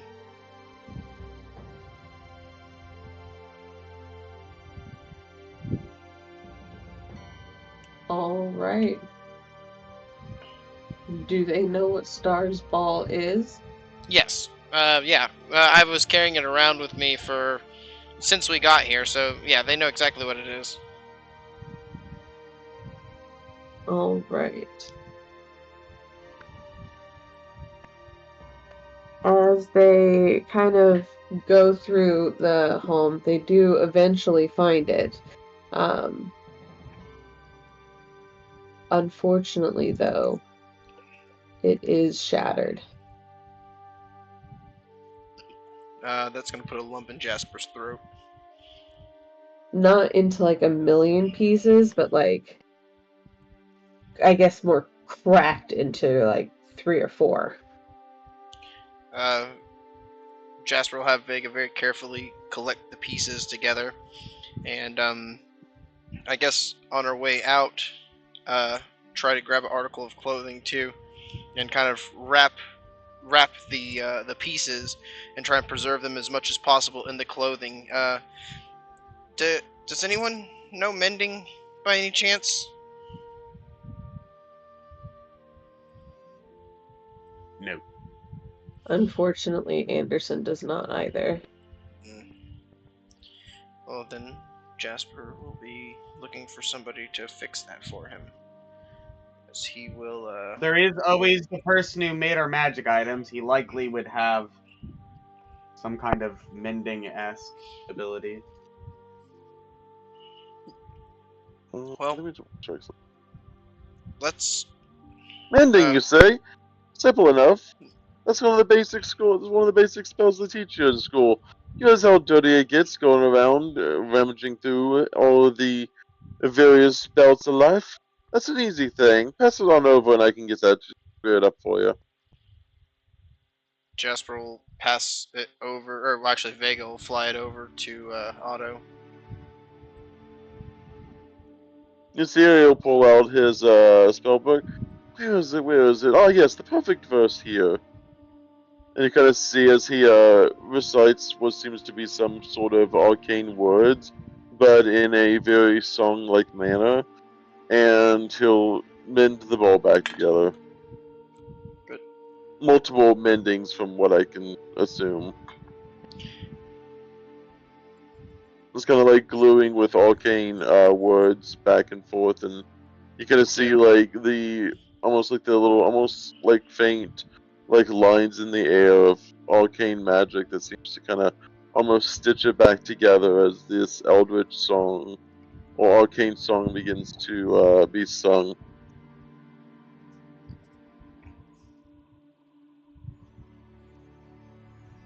Thank you.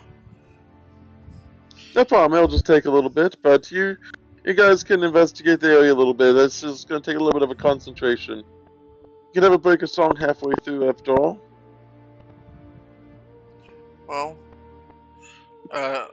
since he's working with that, we'll take the cloth that Vega grabbed and bring it over to Toph.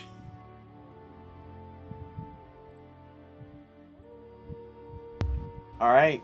I will present the cloth to Juniper and be like, can you follow this?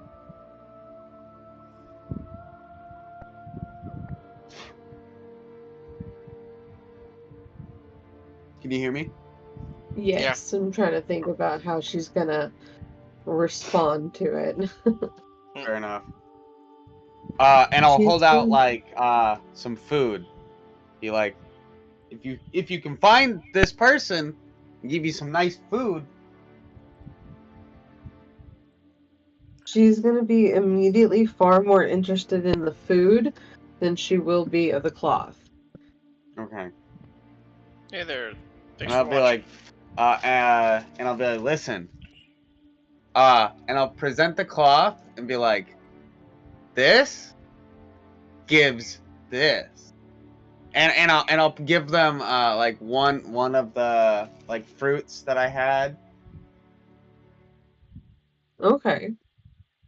And then I'll be like, there's more where that came from if you find this person. And I like present like the cloth for them to like smell. Because I think they have keen smell, man. I'm not crazy. Does your character have owlbear lore? I mean, I'm very here. I'll make an animal handling check. Yeah, that's what I was gonna ask for.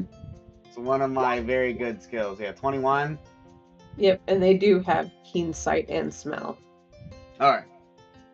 Because they're an owl bear, so they get both. Yes. So yes, she will take a deep breath in, kind of registering the smell.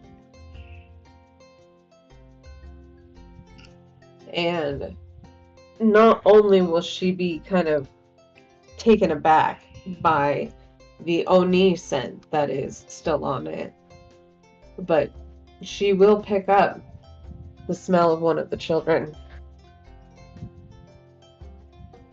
There we go. And I'll be like, guys, I think she's got a scent. Everyone in the cart.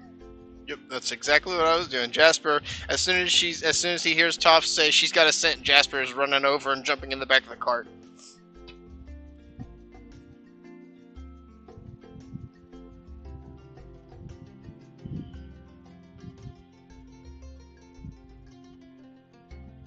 I assume everyone else is as well. All mobile chariots.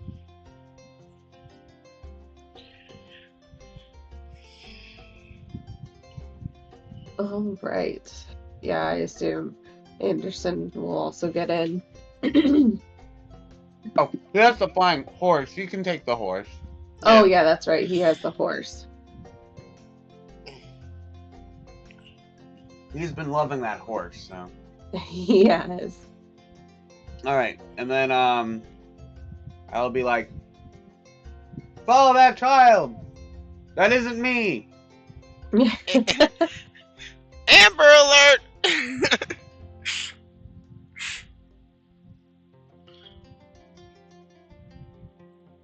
All right.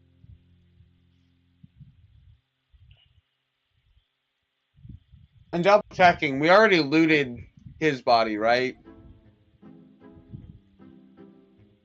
I know yes, I had to the leave Oni. very quickly after. Yes, we have looted the Oni. Okay. Then onward.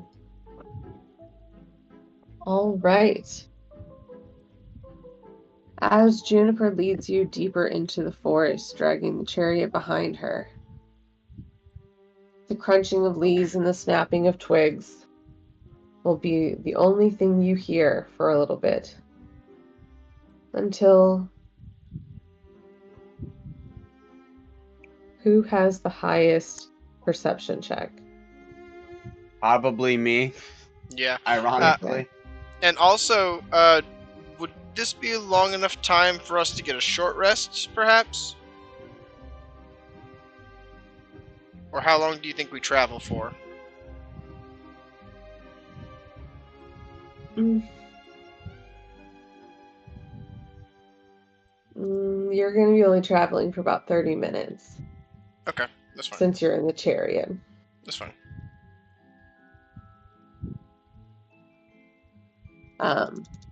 But as you get closer, Toph, you are going to pick up on the sound of distant screaming. I'm sorry, did you say tweening? Screaming. Screaming. Okay. Yes. That's what I thought, but I was like, what? Those fucking tweens. Tween That's wave. why I was Oh, like, screaming. I'm like, I'm like, I don't think that's what they said. I'm pretty sure it was screaming, but I'd rather just ask. Tweening. Steamy Rayvon? No. Stevie Rayvon? No. Hey, Steamy Rayvon. alright, that'll work. So I just made the one that is an actual large creature, the owlbear. And I just swapped the name, so now the one that, you know, supposed to be that size will be that size. Sweet. Good job. Fantastic. Genius. Thinking outside the box. Alright. Alright. So I'm gonna and I'll let everyone else know. I'm like, guys, I hear something off in the distance. It sounds like screaming. Or tweening. Or tweening. Maybe. So they got this feller down at the bowling alley? It is he very gets faint up on the after all. stage and shits his britches. What for? I don't know. But he gets up there, strums a and then I'll guitar, kind and of then like, starts loading his hurry, britches up Juniper. like it's going out of style. There's extra berries in for it. It's like some kind of britches holocaust. Feller So I'll calls try and himself have her go Steamy faster. Ray Vaughan. You mean that guy that As you plays the kind blues? of cause her to giddy up. She does indeed move faster, pulling the chariot harder and kind of making you all kind of get pulled back into the seat. And you go quicker. Let me pull you onto a new but familiar map, because this is one of my only clearing maps that I have. If it will let me. Oh my gosh, I just noticed his face. Whose? The tree. Oh yeah, you just saw his face. It looks like such a grimace. He He is doesn't a look tree. happy to see us at all. Oh is yeah, a no, he tree. looks like a grumpy boy. Wait, whose face? But yes. The tree's face. Can you pull him The out tree again has a real quick face. for us? No, I saw it. Absolutely. Yeah. Look, Yeah. like, it's very hard to tell, but like... He looks like he's in pain. He looks like he's, like, struggling with something. Yeah, he's just like... He's got little rocks all over him. Kids again! That's just his natural tree self. Was he It's also his cursed to resting like tree trees or kids? Well, his- if he was... It's his resting birch face. Love it. Thank you. I wish Anderson was here to respect my dad joke too.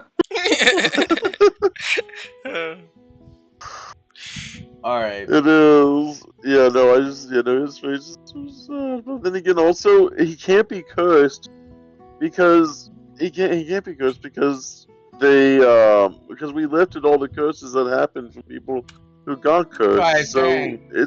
I was like, maybe he was cursed to like the kids. That's why he had that face. Right. so many people Natural cursed to like hatred. children. All right. So I'm gonna have you guys actually move down this way. Perfect.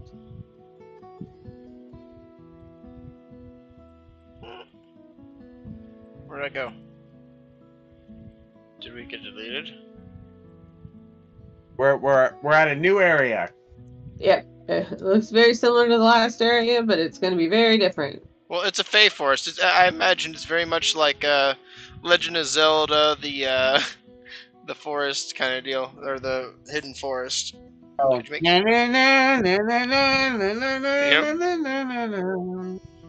That was one of the first songs one of the first non-required songs I learned how to play on my clarinet.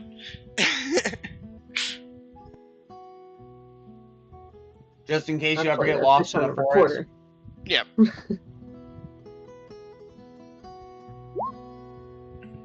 Hey.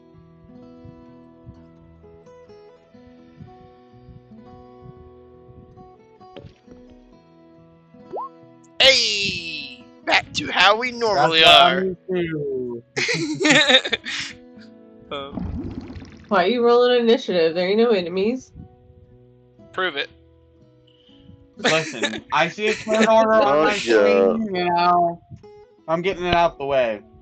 Isn't this I still? always have it Is it? pulled up. Look at If that, I'm though. not mistaken, we still. If I'm not mistaken, people haven't even had a long rest since the hag battle. That's correct. Yep, that is absolutely Oh correct. no. Moments seen before disaster. Actually, I think we have had no, we haven't, huh? Nope. How did I get? No. Oh, we had a short rest because I've got. We had a short rest. We had a short rest, but I think that was it. Well, Correct. luckily, I'm also a warlock, so. That you know. basically short is a rest long and rest for your spells you. back. Yep, I get my highest Must level be spell slots 9. back. Yeah. And I've got the Rod of the Pack Keeper too, so that helps. And Arcane Recovery. Alright. Yeah, oh yeah, because the spells, yeah. Because I'm a wizard. I'm a wizard warlock. But anyways. All right. Well, you are right. You will need to roll initiative. So now or later, totally fine. How dare. Because as you come into this clearing, it will not be as clear as it seems. Because you will notice not only a giant, beautiful flower in the center of Oh, I gotta click. this clearing, but you'll notice some vines that stick up out of the ground near it. And in these vines, Hey, it's a perfect place to bury Flora. Or the Didn't unnamed we? area. Didn't we already have trouble with? We already have this scene. Did we? I don't remember this. No, it's just whenever we got distracted by killer plants before. Yeah. Like, how many that killer was my plants are that was there? my joke earlier, that Flora should be buried with Yeah. flowers A killer because they plant. love flowers so much. So many. I don't want to wait for my trap or keep it to be over. but yes, the children are trapped in the vines of this plant. So you're Including saying? Star. What is it? So you're saying fireball is a valuable option? I'm sick and tired of these motherfucking children getting captured on this motherfucking planet. Right? I think technically we could use plane because it's a different plane of existence. Oh, that's maybe true. Maybe they're just sleeping. You know, are we to assume that all plants are bad? You know, Flora said that, but I right don't know before about she you, sniffed but poisonous that thing- plants. That thing looks pretty large to me. I'm like it's seeing it trying to eat them. underground, and Is it only dangerous because it's ugly? Is that it? Is it It's not only ugly. It has a weird gaping maw in the middle. I don't know. It's very thorny. I think hey, it's you not said it, ugly. not me. Yep. No, it's a pretty flower. Oh. You're supposed to be pretty. Oh. And then let me bring out Anderson because he is going to be a Is part this of new character also gonna need to be buried in a flower meadow? Is that what I'm overall hearing? Another flower. I'm gonna be in the air, my dude. I'm going up.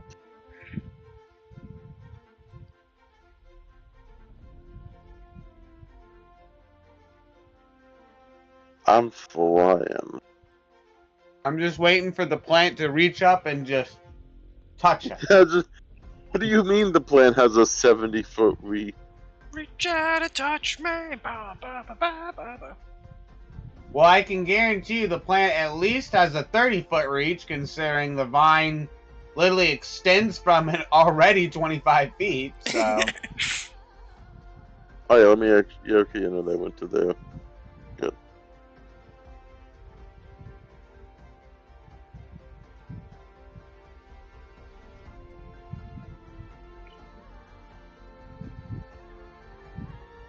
All right. So as you Thanks come for across watching. this clearing, you find it full of plants and children caught in what seems like their own battle. The children are struggling, and it doesn't seem like it's going to be working out for them. But Vega is up first. I don't know if you. Something like cool. Oh, am I muted? No, okay. No, you're not We muted. hear you. Okay. So I found something out. I didn't realize this, but Vega can take her own actions without my input. As long as it's not an attack, she can do her own thing. Correct. So as an action, she's going to turn invisible, and she is going to fly over right here, and that'll be the end of her turn. Okay. Toph. I gotta draw a line real quick and measure. Okay, 30 feet. Okay, so I can see this one pretty clearly. Well, see in my sense. There's no kid in this vine, right? There's I no think there kid, is. but there is Star, the baby displacer beast. Oh. Okay. So there is something that I should theoretically care about in some way, shape, or form. Alright. Yes. Theoretically. Truly unfortunate. Alright, one second. So spike growth clearly not gonna be the play. This is clearly bigger than you would say this is clearly larger than a large creature, right? Yeah, this one would be considered huge. Okay, At least that's what I figured. the plant itself, the vines are large.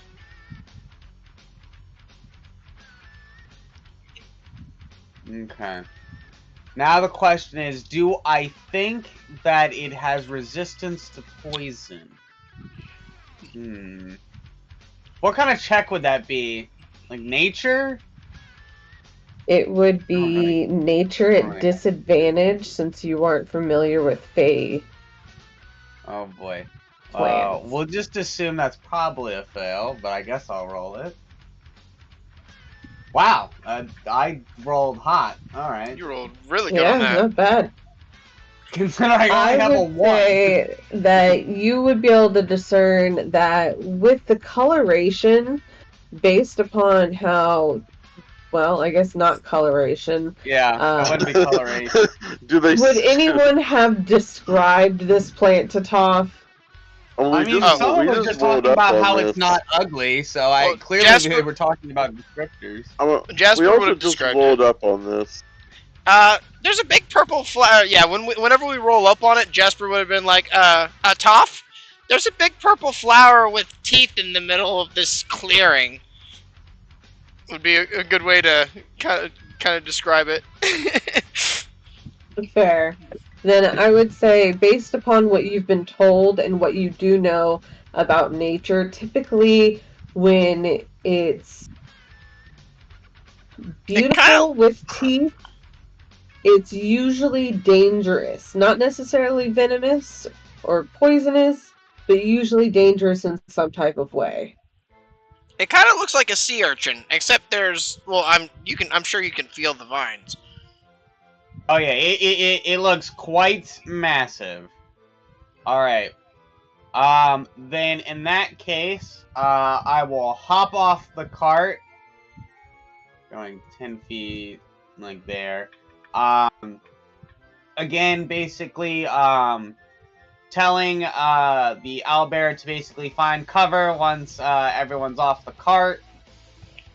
And then I'm gonna go ahead and cast a new spell called Snake Bite. Yes, the Earthbender is gonna cast Fireball.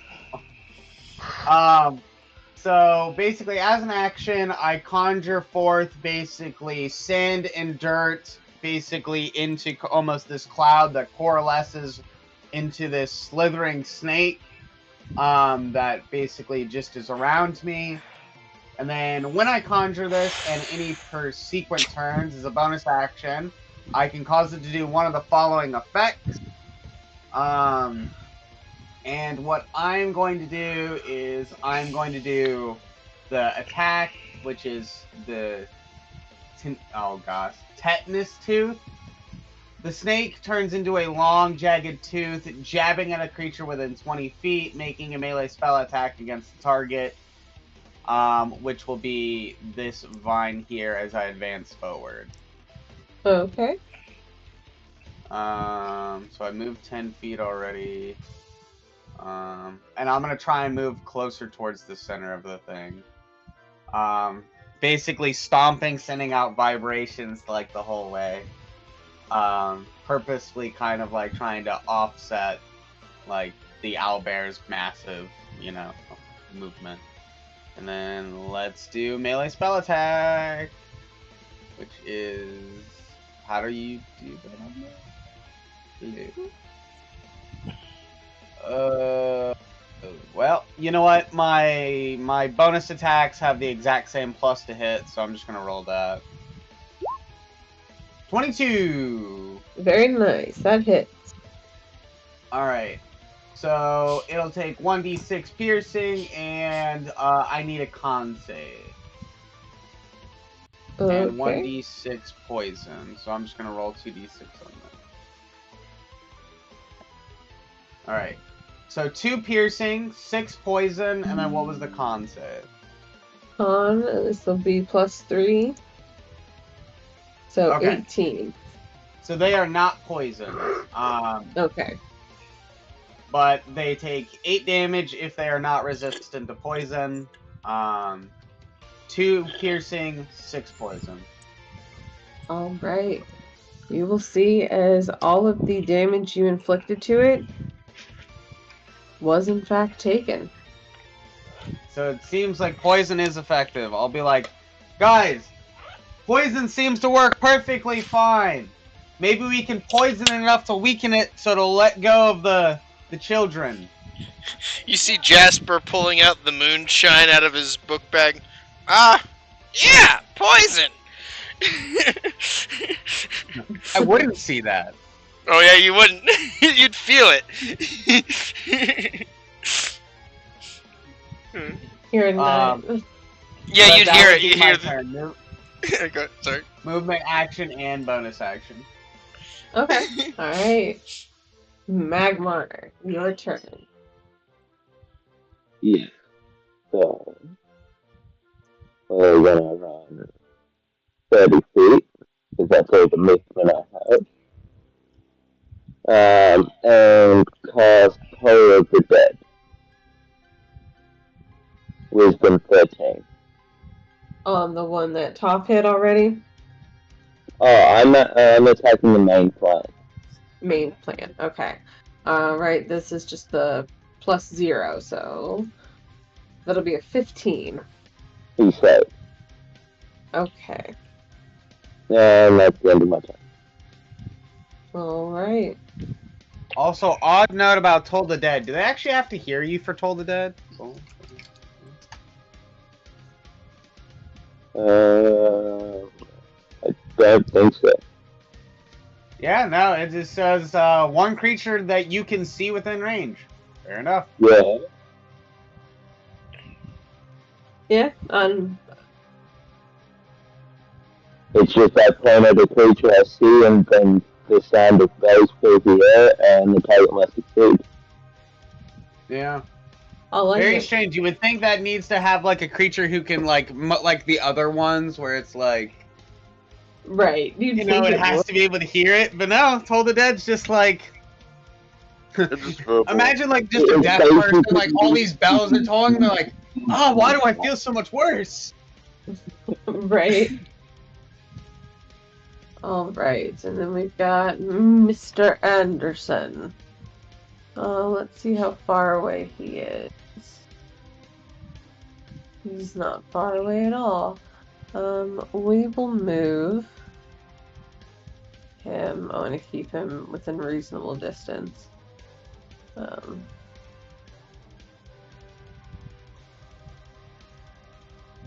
30 feet, and we will do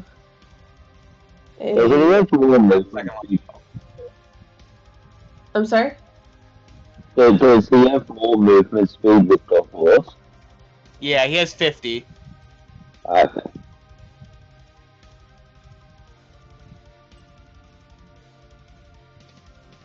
With the horse, he's got 40, actually. Oh, 40? Okay. Yeah, so thank you for reminding me. So he can go another 10. So he's also above by 5 feet, so he's hovering 5 feet in the air.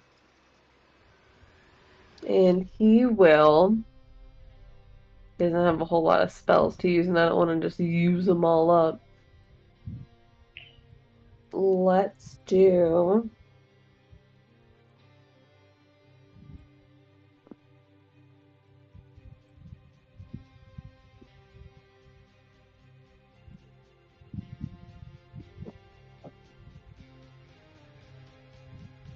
I'll save that one in case things get really shitty. Let's just do a Sacred Flame.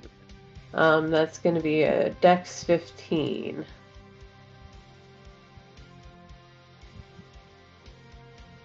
And he fails, because it is +3, so that'll make it a 14, and it is still a failure.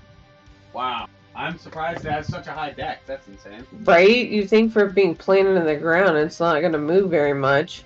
Well, also the just sheer lumbering size of it. True. But that sad bitch is going to take 2d8 radiant. And that's pretty good damage. Not bad for 2d8. Mm-hmm. I'm liking it. And now it's been officially damaged. Alright, that was action. Movement. Let me check his bonus actions. We'll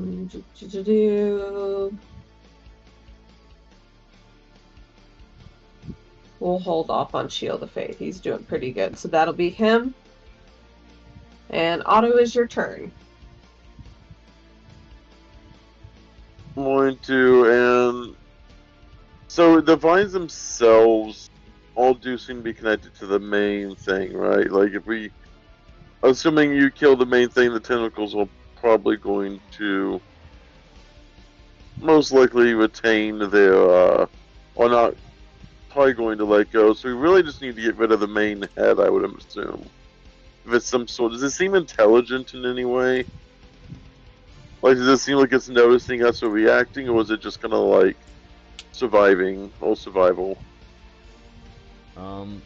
At this moment, you have no idea. Yeah. It hasn't moved. It's not screaming in pain. Yeah, it hasn't moved. He's going to... Ha! Now, Honestly, a lot of the spells are AoE. As much as I want to do Fireball in the middle of the group, I don't think that's probably the best plan with children. Sadly. The perfect opportunity to use it at least. He's going to try using Firebolt on the main. That's going to be 19 fire damage. Almost maximum damage to the main head with a 25 to hit. Very nice. That is an And with almost that, max damage fire. it is set ablaze. When it takes fire damage, it becomes a flame. And at the start of its turn, it'll take 1d8 fire damage. And it will have to use its action to put out its flames. Is it vulnerable to fire by chance? It is not. I mean, setting it on fire, I think, is kind of like a vulnerability. Yeah. Right. It's kind of like a vulnerability, but it's not where it does double damage. Yep, and he's going to hop to and start using his movement to hop to the top of this tree so he can get a overview of everything, just in case there's something even more dangerous looking about. He's going to basically go to the very top of this tree as well, and just use. I guess we'll just say he uses his bonus action to look around the area to see if there's any other dangers. Because usually, if there is something like this, it could just be a trap for something even larger. Right.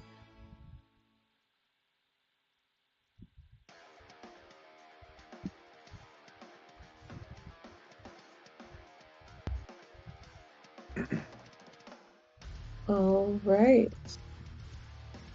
And now we have. I'm sorry, was that the end of your turn? Yeah. Okay, I just want to make sure. I usually ask and then I forget sometimes. I'll always All be aware right. of the stuff I can do. You're good. All right. Now it is our clan's turn. The main head of the flower will spend its action to pat out the flames with its petals kind of flapping about to fan out the flames. So that will be its action. And the vines, I keep wanting to call them tentacles. Every time I put them out there, I want to call them I tentacles. also said but they're They not. kind tentacle of as look well. like tentacles, so it's kind of fair. I also said Right? tentacles. but they are indeed vines. They will tighten around the children, starting to pierce them and crush them a bit, and they will start taking damage. Not significant damage, they're not dying on this first turn, but it is noticeable. Jeez, how strong are these children? Not very, clearly. Yeah. I mean, they're able to survive a single turn against anything. That's really impressive, considering the average commoner has an HP of 4. Well, it could just be that it grips them this turn, doesn't actually really deal damage necessarily. Yeah. They did describe them being hurt. At least Floor described them being hurt. I don't think that was Right, narrative. I mean, to be fair, you can be hurt in the real world without actually taking, like, damage, you know what I mean? Yeah, right now it's kind of like they're tangled up in like a briar patch. It's not going to kill you, but it don't feel good. Yeah. Yeah. I'm not into murdering children the moment you show up. Yeah. All right, Jasper, it's your turn. All right.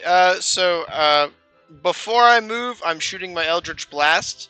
I just wanted to state that ahead of time. That way, I'm not like moving into range and then getting disadvantage. You know what I mean? Mm-hmm.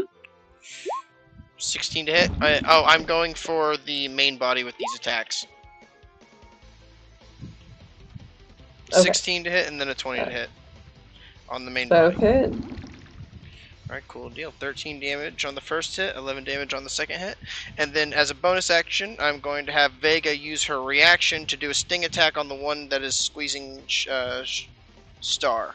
And with that, they will reveal themselves from being invisible. But this is an advantage because of that.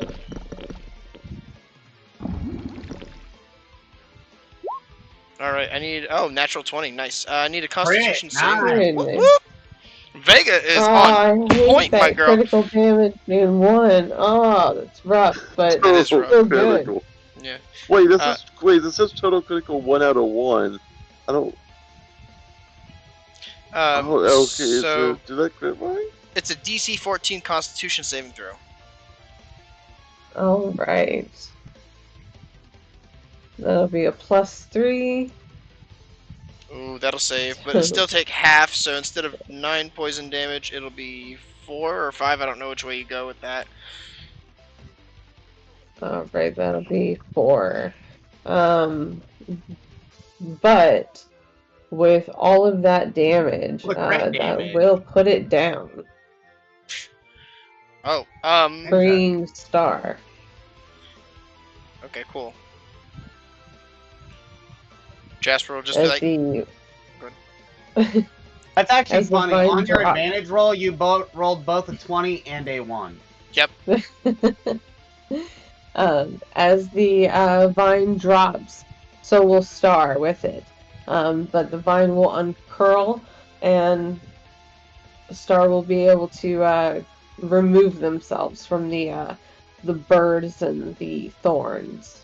And Jasper will yell to him immediately, "Get to the cart with the owlbear! We'll save the others!"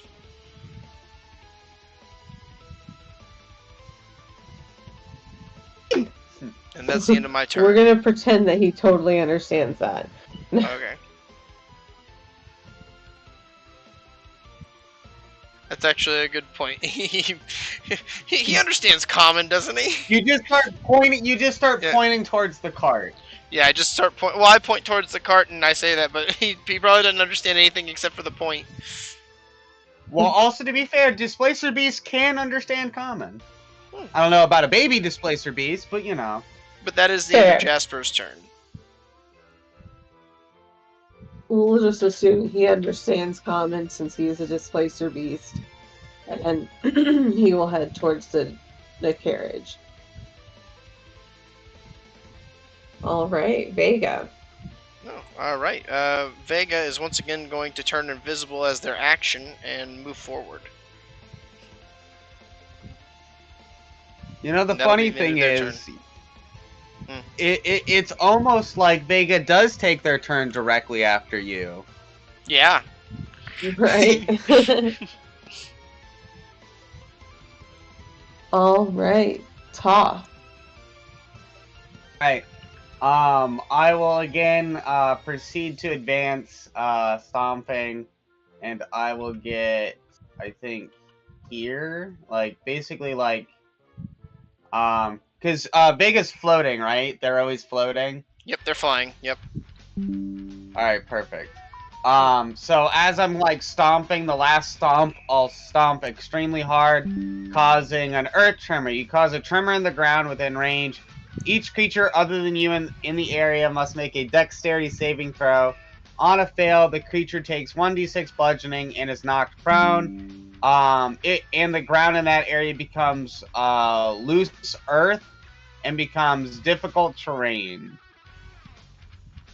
So I obviously don't necessarily know if the creature can drop prone, but I'm hoping shaking the ground violently might help release the kid. I guess we'll find out.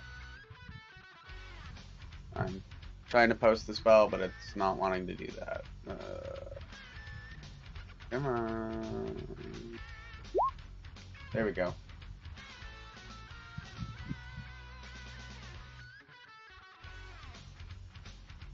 All right, and in which way are you directing it? It's a 10-foot radius around me. Okay, so you're trying to get the main one plus here. the vine. Okay.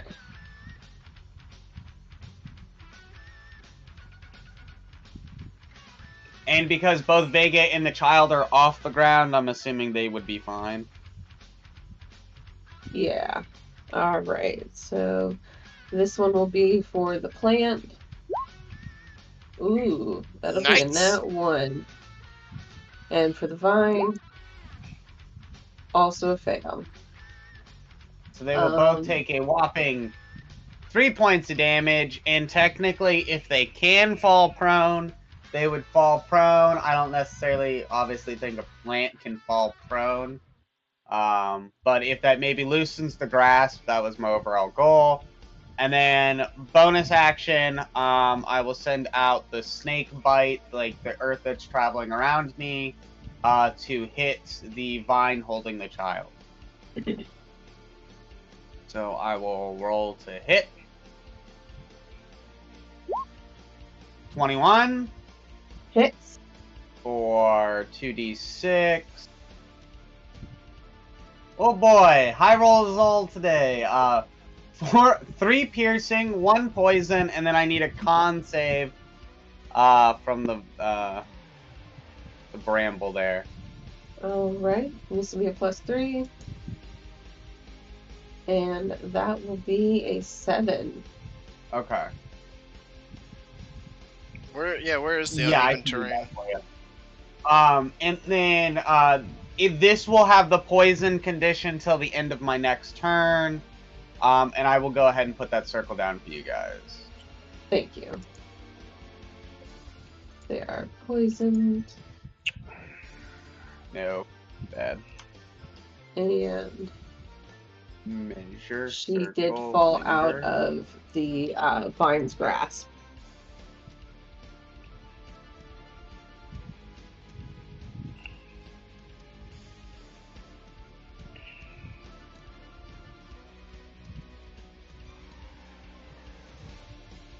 And then that would be my turn, I think.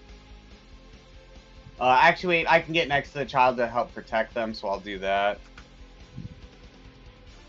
There we go. And then that would be my turn. All right. Magmar. Yeah. Yes, I can still get to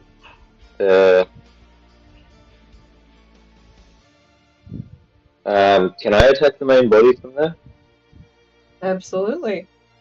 Yeah, before that, as my bonus action, I'm going to cast Thunderous Smite. And then I'm going to attack.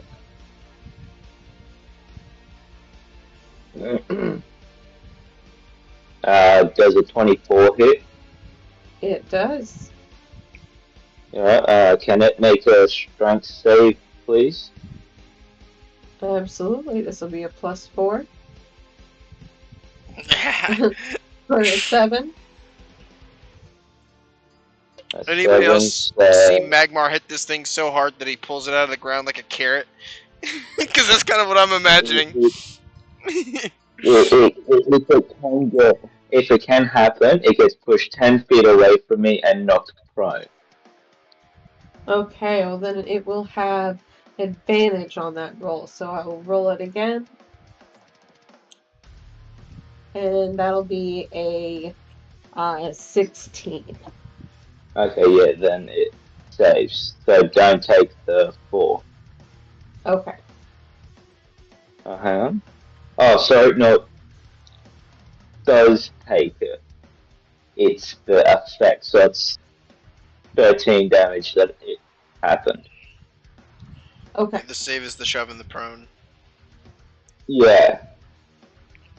It still takes. It still moves 5 feet, doesn't it? Or no, that's tough. Never mind. That's just tough.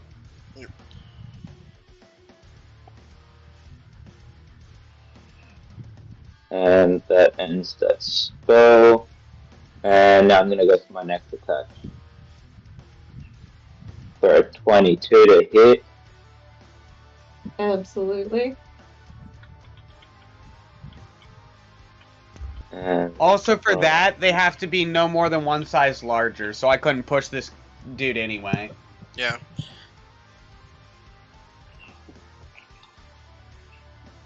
That's 10 damage. Man, it is crazy. Both your one-handed rolls have rolled better than the two-handed roll, which is I know, luckily I'm only using one-handed. right, but I mean, like, what are the odds that, like, both times you roll, like, the one-handed and it's just strictly doing better than the D10, which is crazy. It's because it's Magmar. Yeah. He was meant to be one-handed. Mm-hmm. It's meant to only have one hand. Don't worry, we'll play that out in D&D. He said, "Don't worry, we're gonna cut your hand off."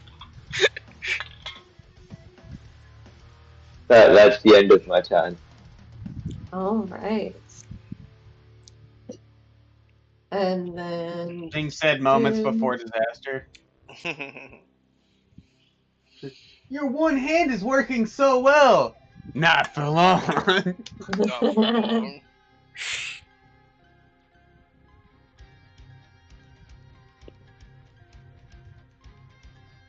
There's only 4. It's crazy. We are going to go with another Sacred Flame, I think. No, we'll go for Toll the Dead on this one since we know that its wisdom is lower.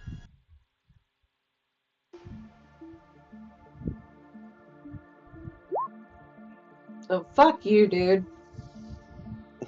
So unfortunately, he takes no damage.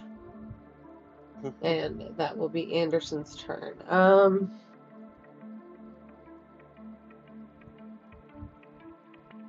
I'm trying to not metagame at the same time. Luckily, I have short-term memory loss, so for me, it's really easy to not metagame. I just don't remember. I have one job, and that's PK Fire. That is my entire action, turn, and everything. I PK Fire. Oh. That is my turn. I PK Fire once. PK Thunder! I PK Fire. Home run! That is the I PK Fire the big dude for 9 damage for fire damage. I hope a 23 hits. Okay, for 9.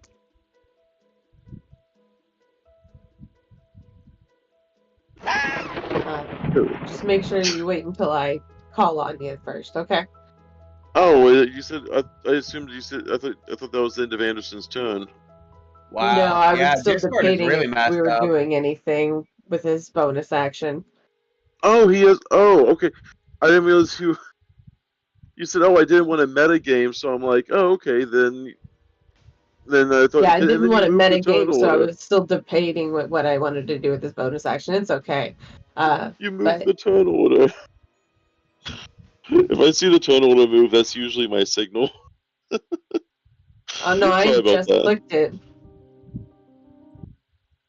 Yeah, I clicked it after you had done the fireball, so. Oh, yeah, or you're good. fireball. I realized what happened to. It's all good though. I disconnected for a second too. Sorry about that. That's okay. Alright, so you firebolted for 9. Anything else? That's it. Alright. Well, after being set on fire again, and now having someone within reach, they will. 2 people within reach, actually. One's invisible. And technically the children. All of the children Oh, are no, within you reach. got me, plus you also got Magmar. You're in reach of the vine. Actually, no, you are within reach. They have a 10-foot reach. And all Say, of if this thing doesn't have the. 10-foot reach, I'd be surprised. Yeah.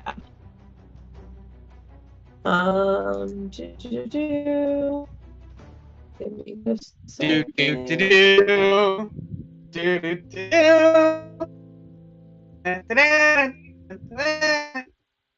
Sorry.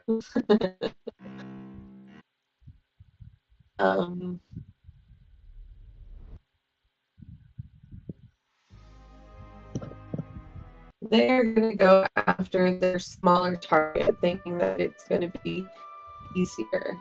So, Magmar? Is that what you're saying? Toph the child. Unfortunately not. So this will be a +6 hit. 6? That'll miss. Oh no, it'll be a +6 to hit. 26. So, yeah, 26 would most certainly. No, I'm sorry. No, I was rolling my d20 and letting you know that it'll be a +6, so that'll be an 18 to hit. Okay, an 18 will hit. Okay. You are now engulfed by this plant. Blop. You are trapped in its jaws. And you will take... Give me just a second. How about silver? Ah, fuck, I can't. Never mind. Are you out of spell slots? I'm out of first level spell slots. Silvery barbs can be upcast. No, It can? I don't think it has. Yeah. It doesn't have. It doesn't have a benefit for it, but it doesn't have a benefit, but that doesn't mean you can't upcast it. yeah, I'm gonna That is use. technically not an official ruling. Unless it specifically says it can be upcasted, you can't You just can use always second level use higher level slots for- spell slots to cast spells. You just Yeah. don't always get a benefit. Yeah, I don't. I'm pretty sure that is an official ruling. I don't think that's the official. I think that's just a popular fan ruling, but I will double check. Well, what I'll do really quick is I'll say, hey DM, can I upcast Silvery Barbs to keep Toph out of this thing's mouth? Give me just a second. I'm gonna take a look at Silvery Barbs. It makes them reroll a d20 and. Yeah, use give me roll. just a second. I'm gonna look at it. Yep. Double check that other thing.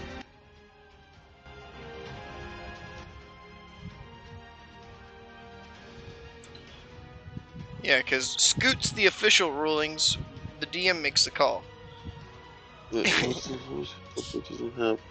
Well, I'm also just curious in general. I'm Googling it too, actually.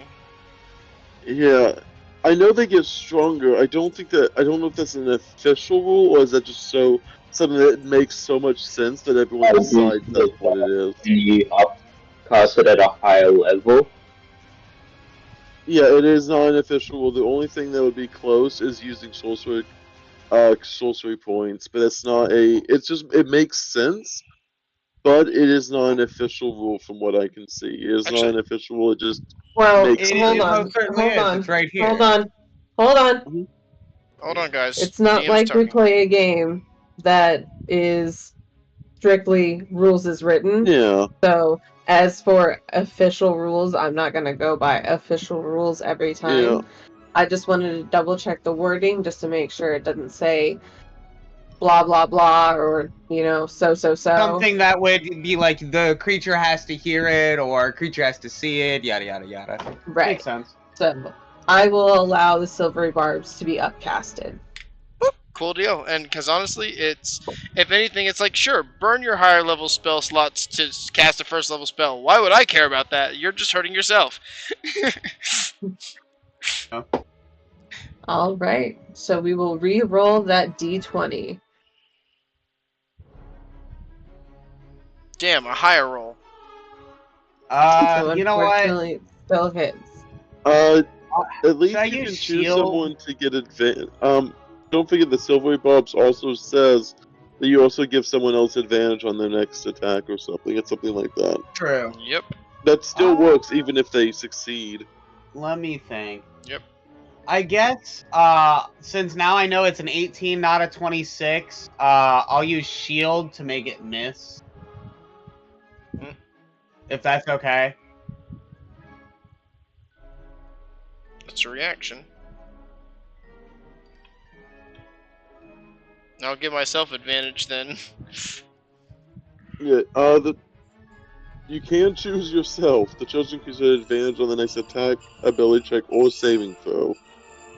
It doesn't Yeah, I say would you say can you should be able to choose. do that, Talk. There's no reason why you wouldn't be able to. Mm-hmm. Cool. You could do that this whole time? Well, I have one spell slot left, so... It was something I didn't necessarily want to do. But basically, you would see it lurch forward. I sense the vibrations of it trying to lurch forward and grab me. I kick the ground, launching up a giant stone wall in front of its face, deflecting the attack. And Jasper yells, "Toph, look out!" at the same time. Yep, because our vines are going to make their attack Alright, towards sounds you, good. Top. Yep. So I have a 23 now. All right, and this one's only got a +3 to hit, so it's going to need a nat 20 to hit you. As always. Very close. Very close.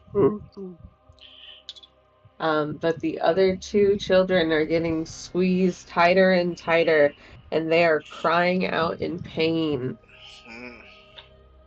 Wow. Jasper, it is your turn. Alright, Jasper is going to launch 2 more Eldritch Blasts at the thing. The first one at advantage. 20 to hit. That'll hit. A natural 1. Alright. And Ooh. use my bonus action to use Vega to attack with advantage because they are invisible and reveal themselves.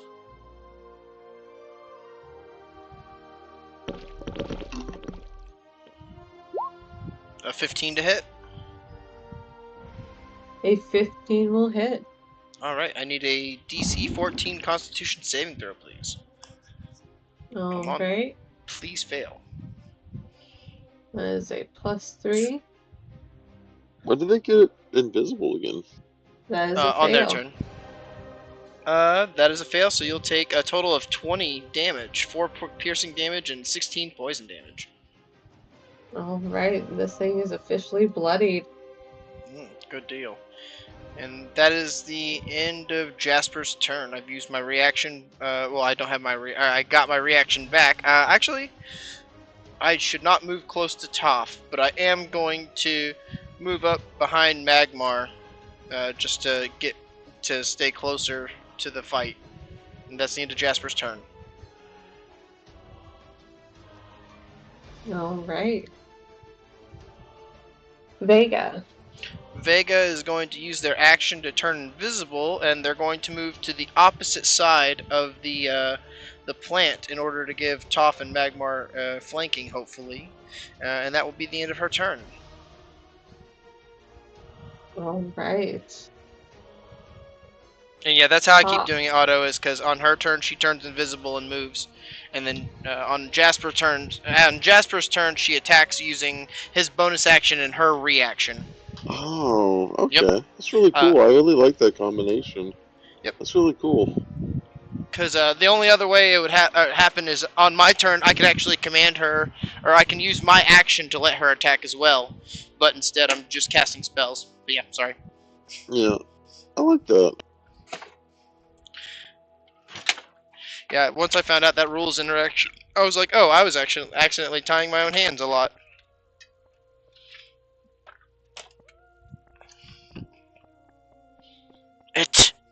Alright, Toph, it is your turn.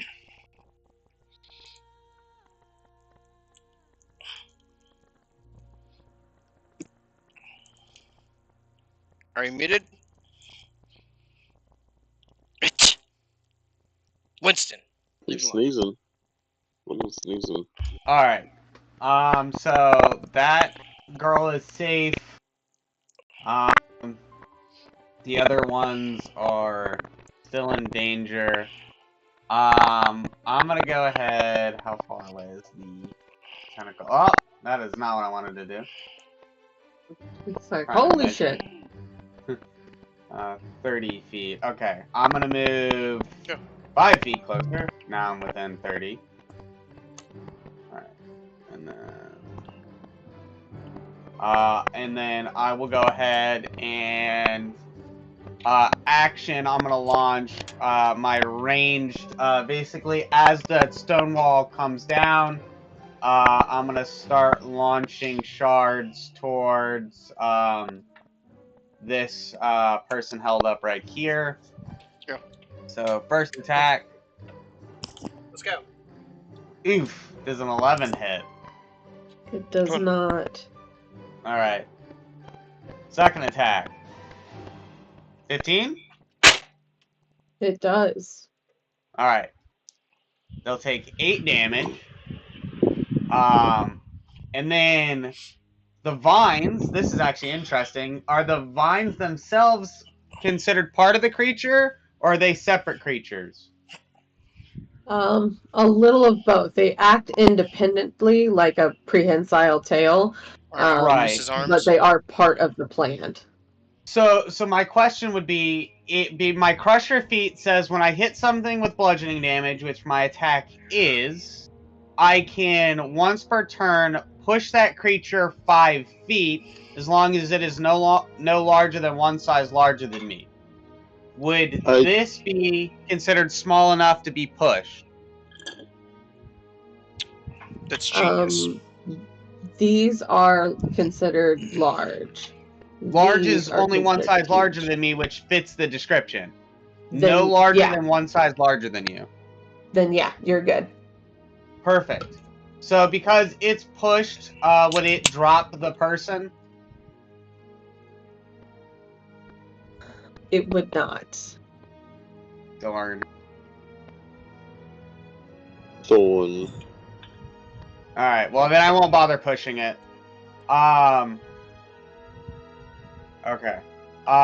Then bonus action, I'm gonna send out my snake bite at it. And rolling 21. How is that one doing so well? But the other ones are just dropping the ball. Anyway. 6 points, so 6 slashing, or 6 piercing, 6 poison. And then I need a con save from this tentacle. Okay.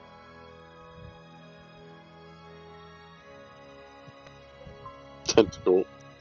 Alright, +3 on this roll. That'll be an 18. Succeeds. So it is not poisoned.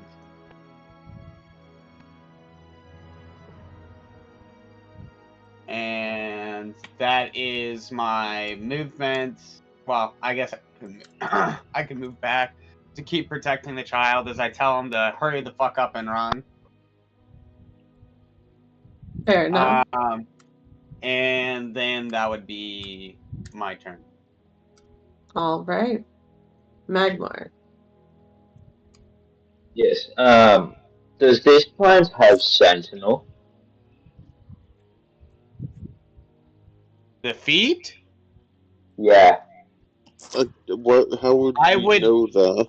probably imagine not, but Okay. I don't think there'd be no because I way was to. reading through. I could have attacked this plant when it went to Utah. Oh, yeah. You should have gotten an attack of opportunity if you wanted. Yeah, I didn't realize until you were attacking, going, hang on, this plant attacked top. And it says in the description, other than you and that target doesn't have this feat. That's why I asked. Because if it Okay. has the feat, Got the you. plant So, doesn't- because if it had Sentinel, you couldn't get your attack of opportunity. So, I because don't know. that makes sense. Yeah. Corra, what's your ruling? It does not. It does not. I will let it go through this time. Just try to make sure to ask me ahead of time, but we can definitely rule it to go through this time. Retcon. Cool. Yeah. Very cool. Okay. So So roll go for your ahead with attack your of opportunity opportunity, then attack. take your turn. Yep. Yep. Oh, shit. Yeah. That would be a 23. That hits. I accidentally rolled for the javelin. But it's the same hit die for the warhammer. That's 11 damage.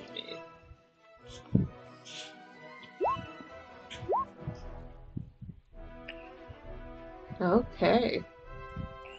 Again, my one-handed does better. Right.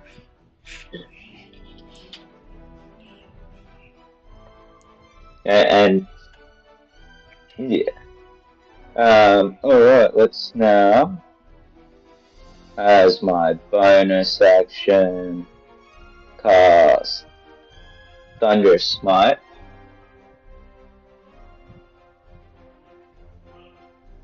Using my last spell slot, and we're gonna attack. Ew. 8 to hit. Ooh, that will miss. Alright, we're going for another attack. 21 to hit. That'll hit. And can it make a rank save? Absolutely. This will be a +4. At advantage. Because this is to Alright. get pushed and prone. Okay. That'll be a 17. And also if he's flanking with him. Also, don't forget about flanking. I'm not sure if you can flank something that's huge, but it doesn't take much to move to get flanking. Well, Vega's flanking him right Unfortunately, now. because of the size of the creature, flanking will not apply. Okay. Does it not? Oh. Not when it is I a didn't know this. huge creature. For the large creatures, absolutely. Oh, okay. Yeah. I wasn't sure. Okay, so that's how that. Okay. Yeah, because I'm not even familiar with the flanking rules. I've never played with them before, so I'm not really. Pathfinder's just like, oh, you're an opposite, you're good. I'm not sure how So that it takes 15 damage. Very nice. In total from that attack. That was a great attack. And that's the end of. Hang on. I'm waiting for my thing to reload. I can move.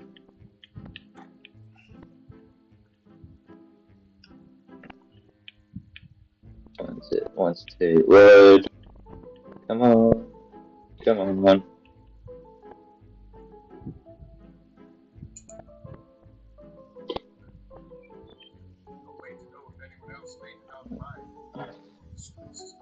Fuck's sake.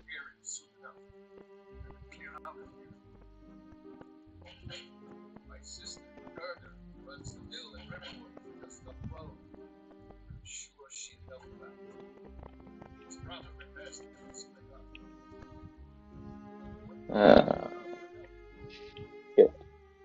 I can't do that.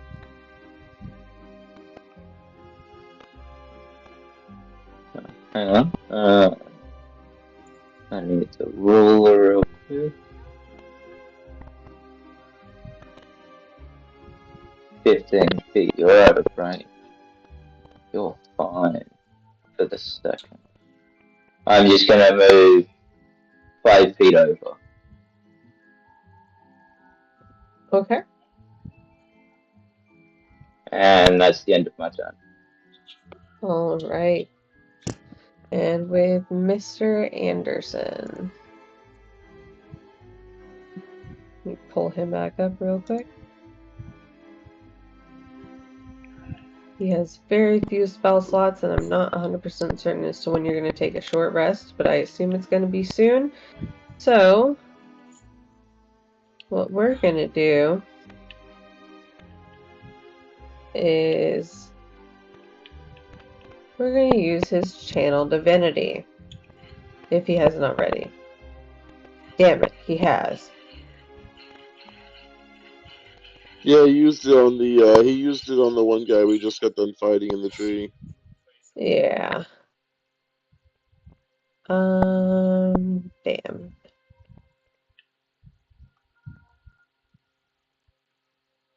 That is quite alright.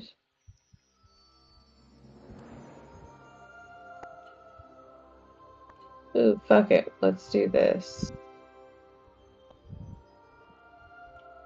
This will be fun, I think. Let me just see what the range is real quick.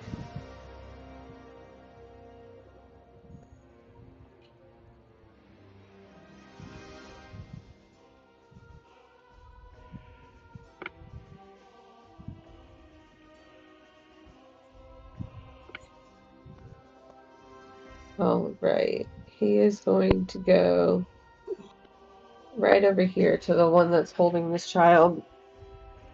And he is going to use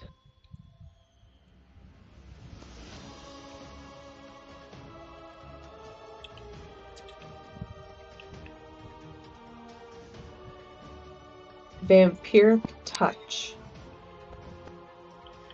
He's been wanting to use that. And I figure we're going to take a long rest after this. So he'll get all his spell slots back.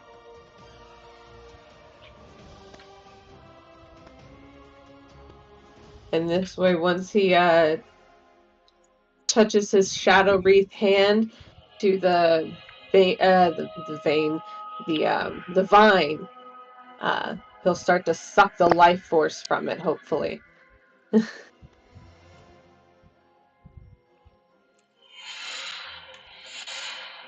Attaboy.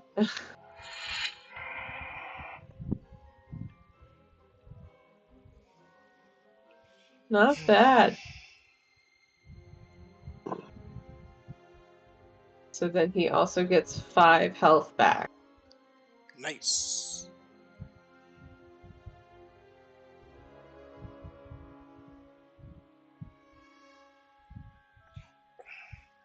And that's concentration, so he can just keep doing that. Mm-hmm. So that will be action. We won't do bonus action, that's his movement. So Otto. Okay, let's see here. Oh, I didn't realize that Vampire Touch was a concentration thing. Sorry to Yeah, it's interrupt. because you can use it over multiple turns. Yep. I think it's a minute concentration, if I remember correctly. Yep. That sounds about right. Yep. It's a really good spell. When Otto fired his last firebolt, did it get burning? It did, Yep, and then they used the set action of to flame put it again. out. No, it didn't. It attacked Toph. The first time it put it out, the second time it attacked Toph. Yep, so it's still Yeah. Oh, burning. It's just like, you know what? I'm chill with being on fire. Oh, did it take the 1d8 fire damage? Yes, I did go Oh. ahead and account for that. Okay. Yeah, I kind of want to. Didn't understand it all. Kind of Oh, want to did it not go fireball this through? whole area. I rolled it on D&D Beyond. I guess it didn't go through. Pretty good. Just to let you know, if you do that, Jasper will probably... If you hurt the kids, Jasper will probably attack you. I know. So the hostages are such a low ball. Such a low ball. Sad. Yeah, Jasper grew up as an orphan, so he adopts everybody that he meets. I know, it's so sad. We Why also the talked about how in roll 20 it's like 10, and then on the other side, instead of like putting half, it just yells the words half the necrotic damage. Yeah, it is kind of like if they were adults, it would be different. But like, why do you have to use children as hostages? It's a plant. It doesn't care. It's non-discriminate. I know. I wanted to firebolt the plant so bad. Firebolt, sure, just not fireball. Because like Vega wouldn't even. The plant so bad. Vega's literally immune to fire damage, so Jasper wouldn't be worried about that at all. It's all about the kids. Is this child free from this plant on the left? Yeah. On the left-hand side, yeah, she is free, but she is kind of cowering in the field position next to it as she was dropped. Do you see my little circles? Yeah. Just making sure. The green one, yeah. No, the pink one is the pink one. The Well, green no, one's me. the pink one. Is it possible can I just like do the fireball right here and just capture just these two right? Like, can I just capture these two plants in it, the big one and then the one on the top left? Yes, I imagine there's like that. Yeah. Can I do that? It's not really touching the other one that much. Can I get... I know it's a little bit finite, but is it possible just to get the top left and the middle plant in a fireball? If I'm careful about its positioning. I know we're technically working in a 3D space, but on a 2D plane. Something like that. Ping which ones you're trying to hit. It would just be this one and this one. The big guy and then just this little root right here. And Vega's immune to fire, right? Yep, Vega's immune to fire. Yes, you wouldn't even have to worry about hitting Vega. Yeah. Yeah, my concern is you, Toph. Oh, I mean, if he hits me with the fireball, I don't care. Okay, alright. You're a dexterity-based character, right? Sort of. Alright, then, yeah, we'll have the main plant and... That's this one right there.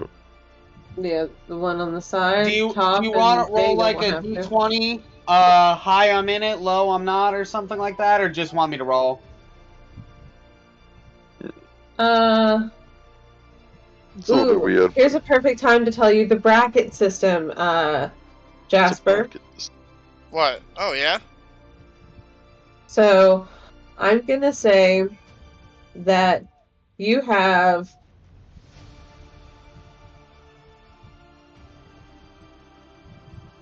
honestly, with a fireball, how it works, you have about a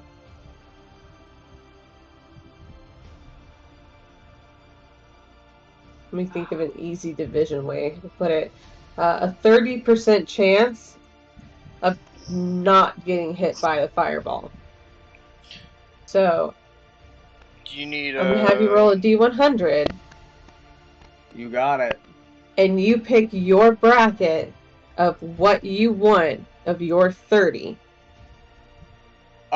You Okay, want so 70 or instead of above or being 30 like or below? 0 to 30, I could be like 20 to 50? Yeah. Okay. I like that. I like that a lot because I like to play those kind of numbers already. So yes, I like that. That's great. Let's just make it simple. I'll do 10 to 40. Okay.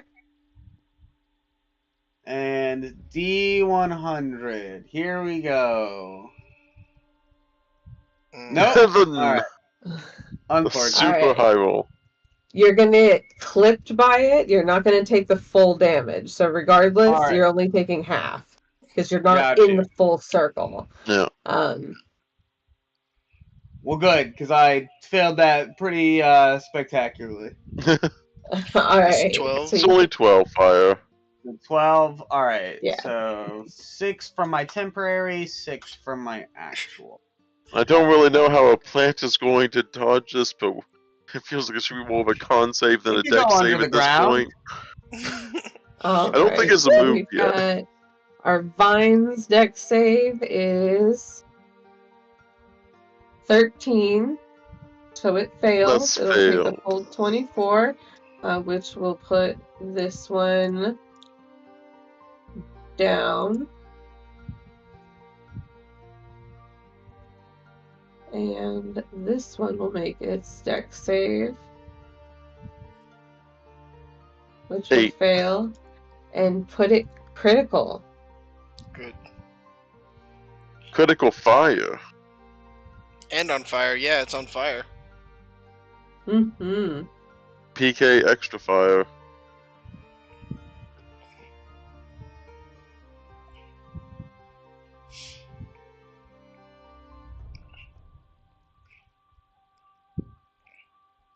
Are you also trying to hit the one that's over here too?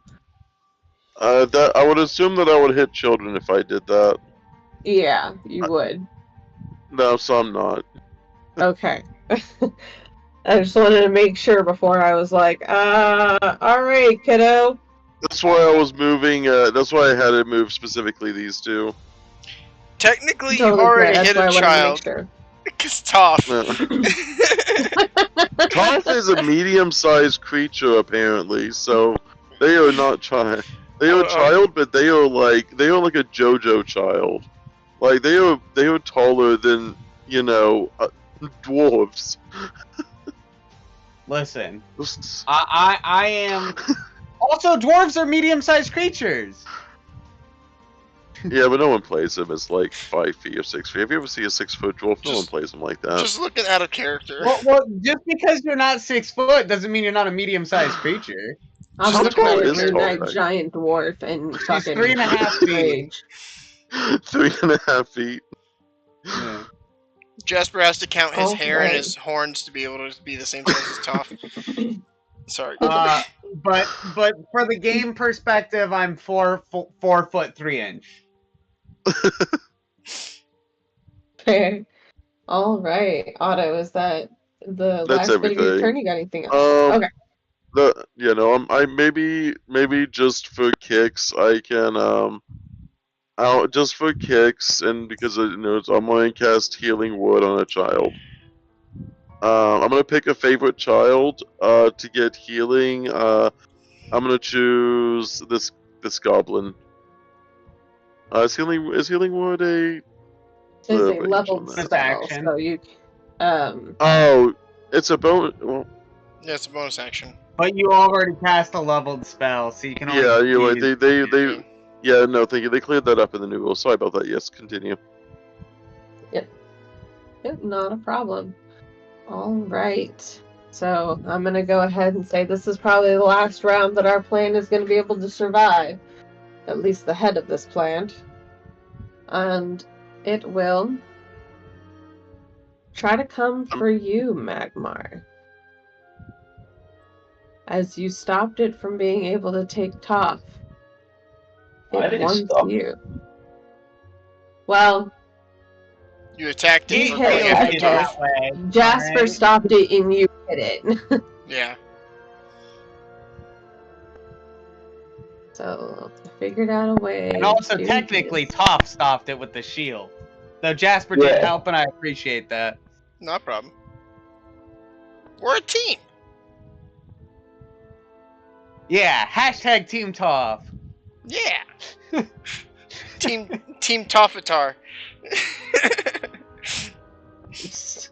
You're good. Alright, give me just a second. I'm gonna double check. Alright. Only if there wasn't children hostages. Alright.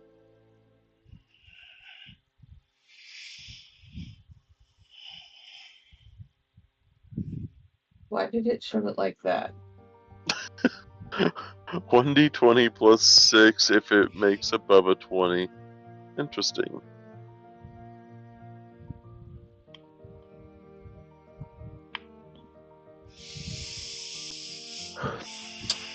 Okay, but what did it roll? A 14, right? Oh no, it's a 20. It rolled a 20.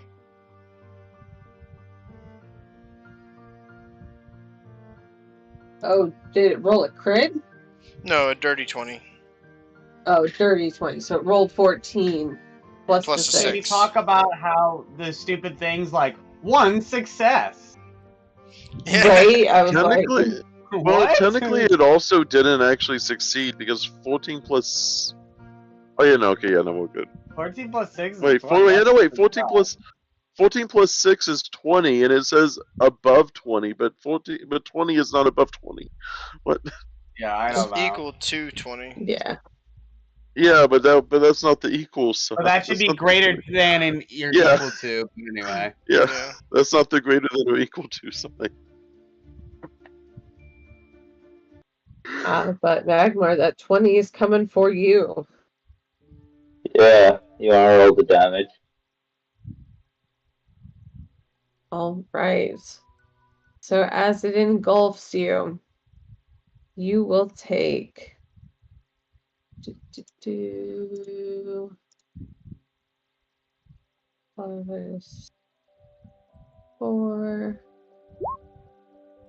18 piercing damage. As you are trapped inside the jaws of this monstrous plant. You do have total cover, but you are now blinded and restrained. Yeah.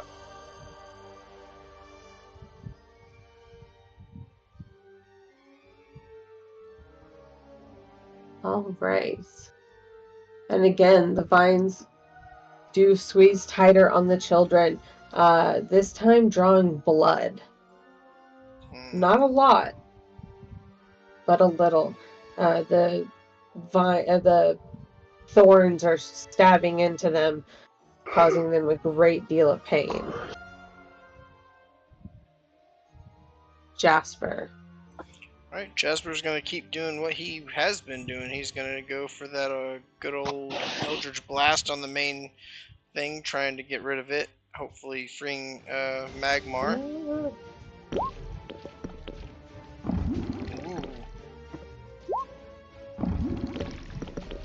That'll definitely hit. Yeah, the nat 20 and the 16. For 11 damage on the first one, and 12 damage on the second one. I love how my 16 hit harder than my crit. Isn't that always I true hate for when that you? happens. Yeah, that's literally always how it happens to me. As Vega's gonna go for a sting attack at advantage with my bonus action. Oh no no no no! Go put that somewhere else. The damage you've done there has caused the plant to wither. With Magmar still in its mouth, but it is no longer living. Good. The So vines do seem to still be acting independently, though. Alright, in that case, Vega's going to move to the nearest vine and sting it for their reaction. That's a 20 to hit. I need a DC 14 Constitution saving throw, please. Okay. This will be a +3.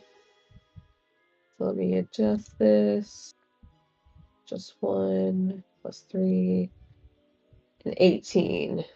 18 will pass, but you will still take half. So 7 piercing damage plus 7 poison damage. So 14 damage instead of 22.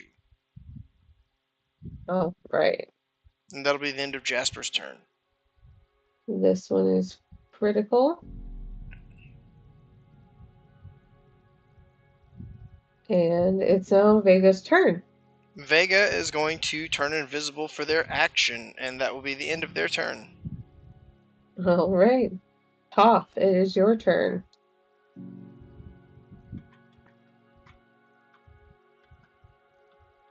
Let's see. As an action, can I try and help Magmar out? Yeah, absolutely. You'd be able to kind of pull the jaws open as there's no tension keeping them closed anymore, and help pull them out. I would say that, especially since Magmar's turn is next, the two of you could together pull him out. And then I think bonus action, I still have the Sand Serpent. I will send the Sand Serpent to try and finish this one off, because I can't reach the other one. Okay. How do I get a 21 on that every single time? Holy cow. And then 6 points of damage. That'll be enough. How do you want your Sand Serpent to dispatch of this evil vine?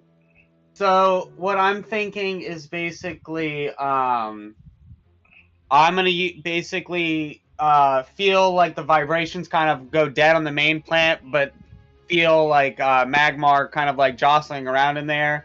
So I'm gonna take some earth, bind it around my hands, and almost create like a pillar and like spread open its mouth with that. And then I'm gonna break off just a piece of it, launching it like that, just that daggerish tooth over at the vine, severing it at the base. I love it. And then that would be my turn.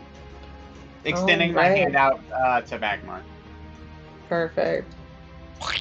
Magmar, the jaws that just engulfed you are now limp. Well, were limp, but now pried open, leaving a perfect tunnel for you to escape from. Yeah. Would that be my action to get out? Just your movement, half of it. Half of it. So that would be 15.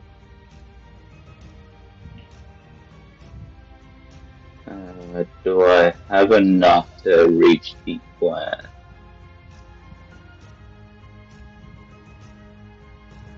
I do if I go there. Is that within 5 feet? Yes. It's a large creature, so it's taking up multiple squares.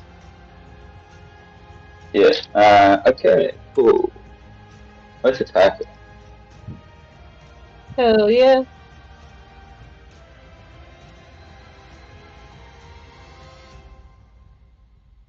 Ew. Oh god, that's a natural 1. Oh no. Oh, it didn't show up on my side. The slipperiness of the plant goo got in your way. Don't slippery plant goo.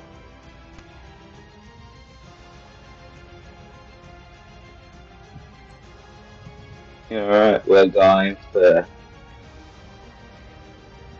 Round 2. a 22 to hit.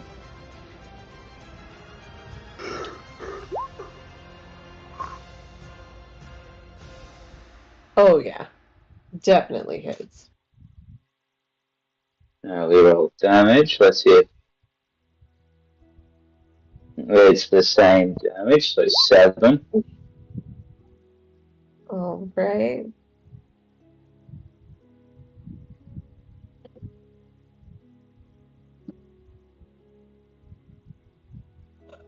And I can't do anything on my bonus action.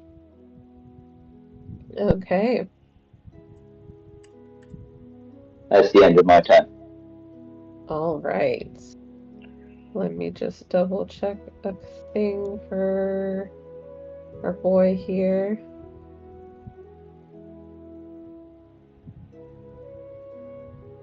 He's still got the vampiric, whatever the fuck, vampiric bite. Vampiric touch? Touch, thank you. I was looking at It Magmar's would be very character, funny too. to have him bite it though.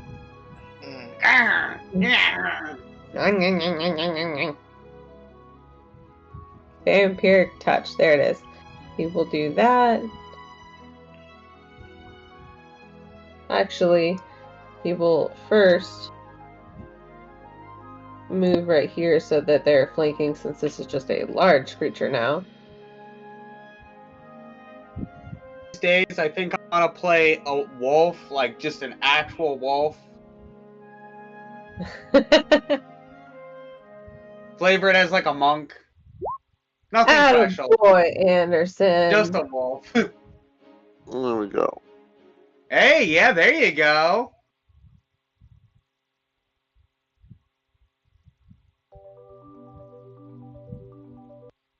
I don't know why the damage didn't roll through, but it was 15, which is far more than this had. So as he touches it, all of the life force just sucks clean dry out of this vine.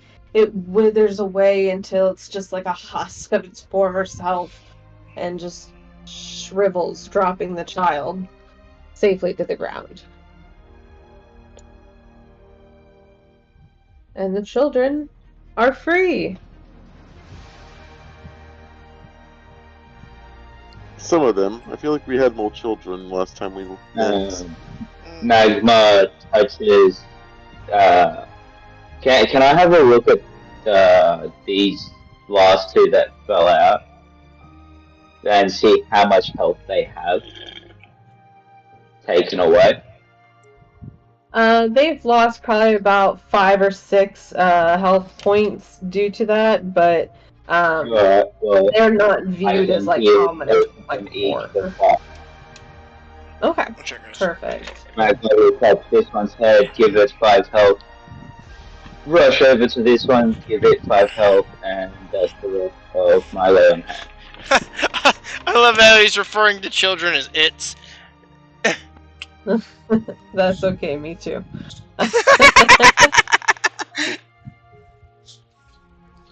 If I'm not directly related to them, and sometimes even when I am, I also refer to them as its.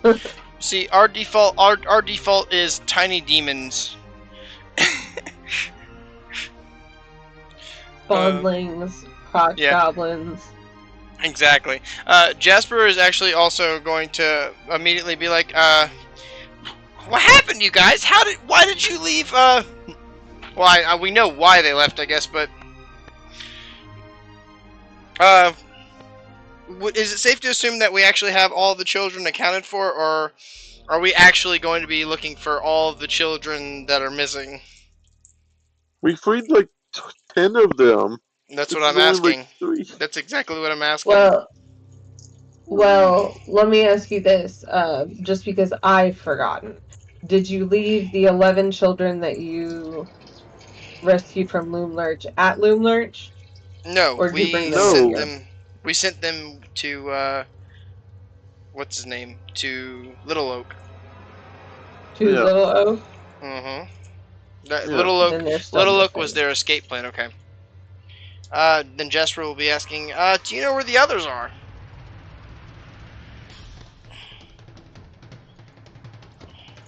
No, you will actually be missing 11 still. Okay. 11 of Because 15. Bobby, Zener, and Sloan were part of the group.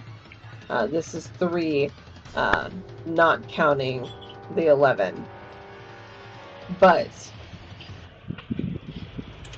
they will tell you, when we got caught by the vines, that they ran off into the forest. I'm not sure where they went. I think they're all together though. Well, that's good at least.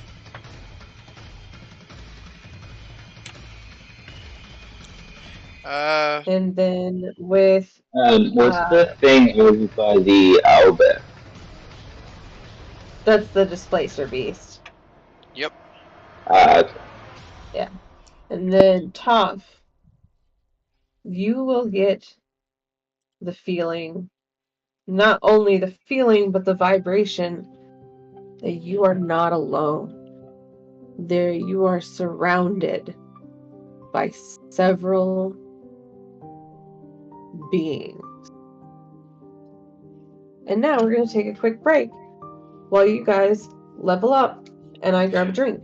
Ooh, level up. Mine's Oh jeez, that's like, are you level up? We just are you sure we just leveled up like last session, a session She's ago? the DM. You also gotta realize we She's the DM. defeated a master clan. We've defeated a hag.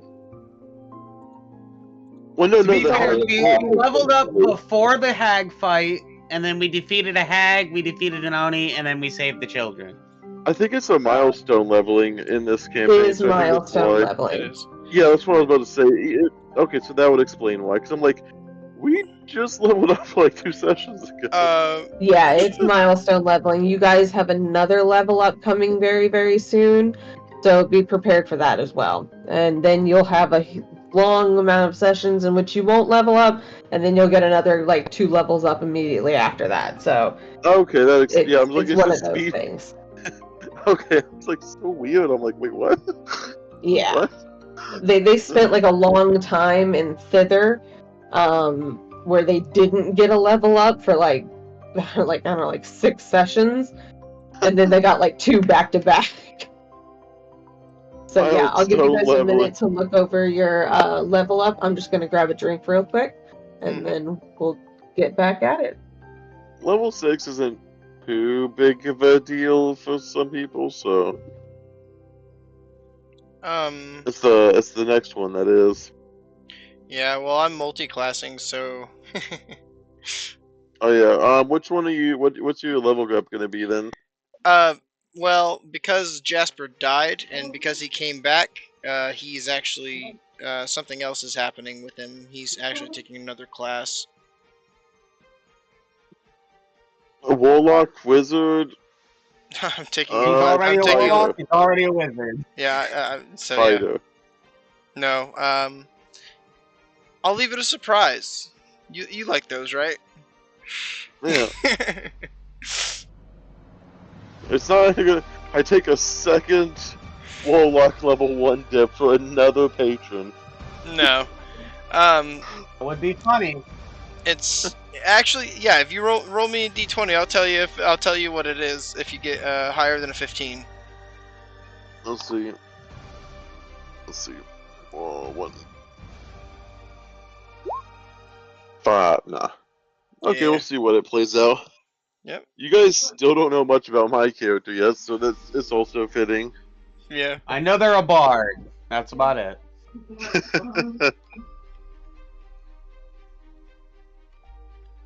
A bard that happened to take Fireball. I think I'm a D8 for my hit. Fireball is an amazing spell. It is. All right. Even unless there's children hostages, in which case Fireball is less of an amazing spell if you have moles. And the 45 is now my new hit point max. Nice. And don't forget, for any of those that get an ASI, if anyone is getting an ASI this level up. I don't think so. We don't have any fighters or rogues. Well, I just don't know if anyone's multi-classing. Oh, that's Yep. true. Because I know Jasper doesn't know how to choose one class. Oh! I don't. I literally Hell don't. Well, yeah. I already told you what I was gonna do since I practically died the last boss fight. Yeah. Oh, I don't get this. Oh, I forgot. I gotta get rid And of now that. this becomes 2d4. Because I would have gotten the ASI this round, but instead, because I died, I went with something different. There. I swear he's gonna be. What was that character? Absurd. Absurd by the end Yeah. of this. Yeah. No, he only has 3 classes. That's it. Like, yeah, Jasper. Only 3. Yeah. Only. It's out of 6, my That's dude. literally a class for every 2 levels. Yeah. Don't give me Oh, only.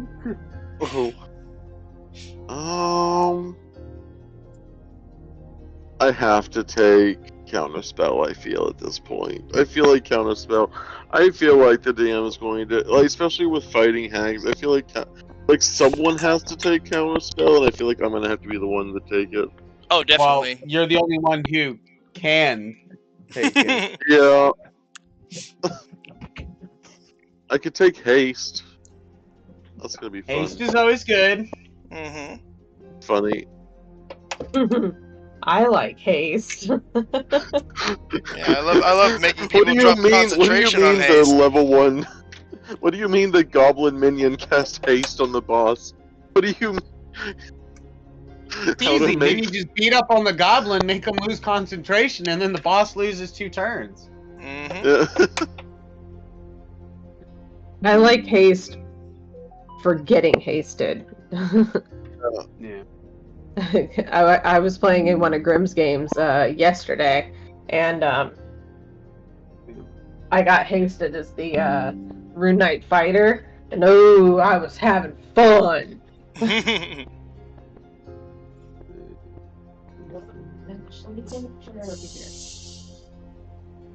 gonna call it spell attack. Let me double check something real fast.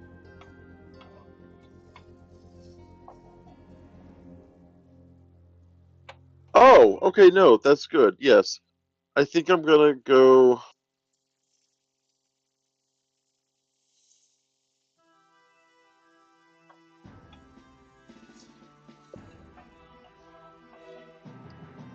Alright.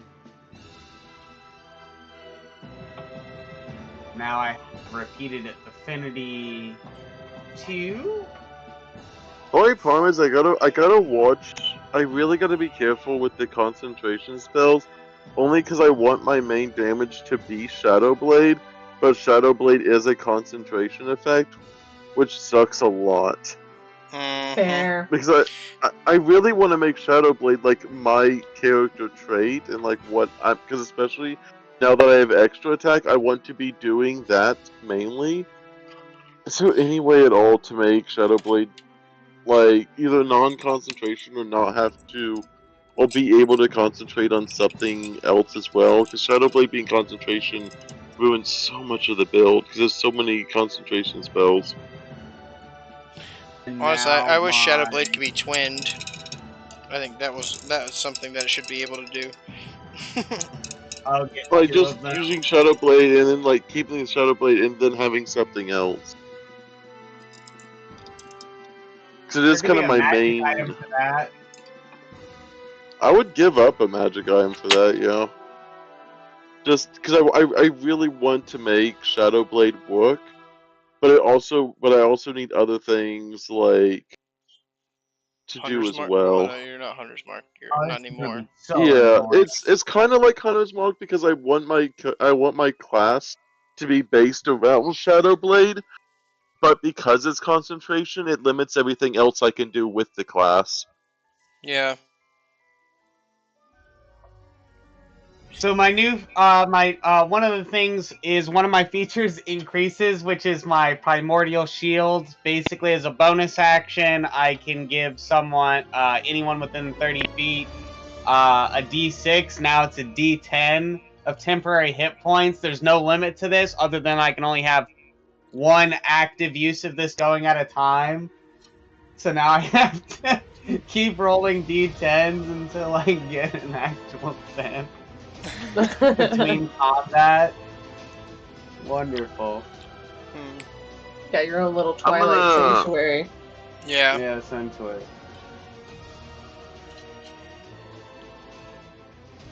And then now, because I've picked Earth as my element again, all my Earth spells automatically for free get casted one level higher.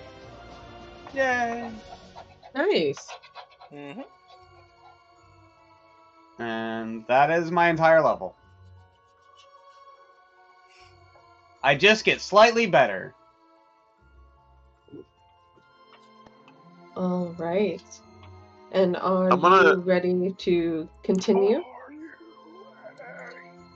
Yes. Give me I one sadly don't even second. get extra. Yeah, I don't even get extra spells. Man, the spell slots in this are so brutal. I only get extra spells this one. I don't even get extra spell slots anymore.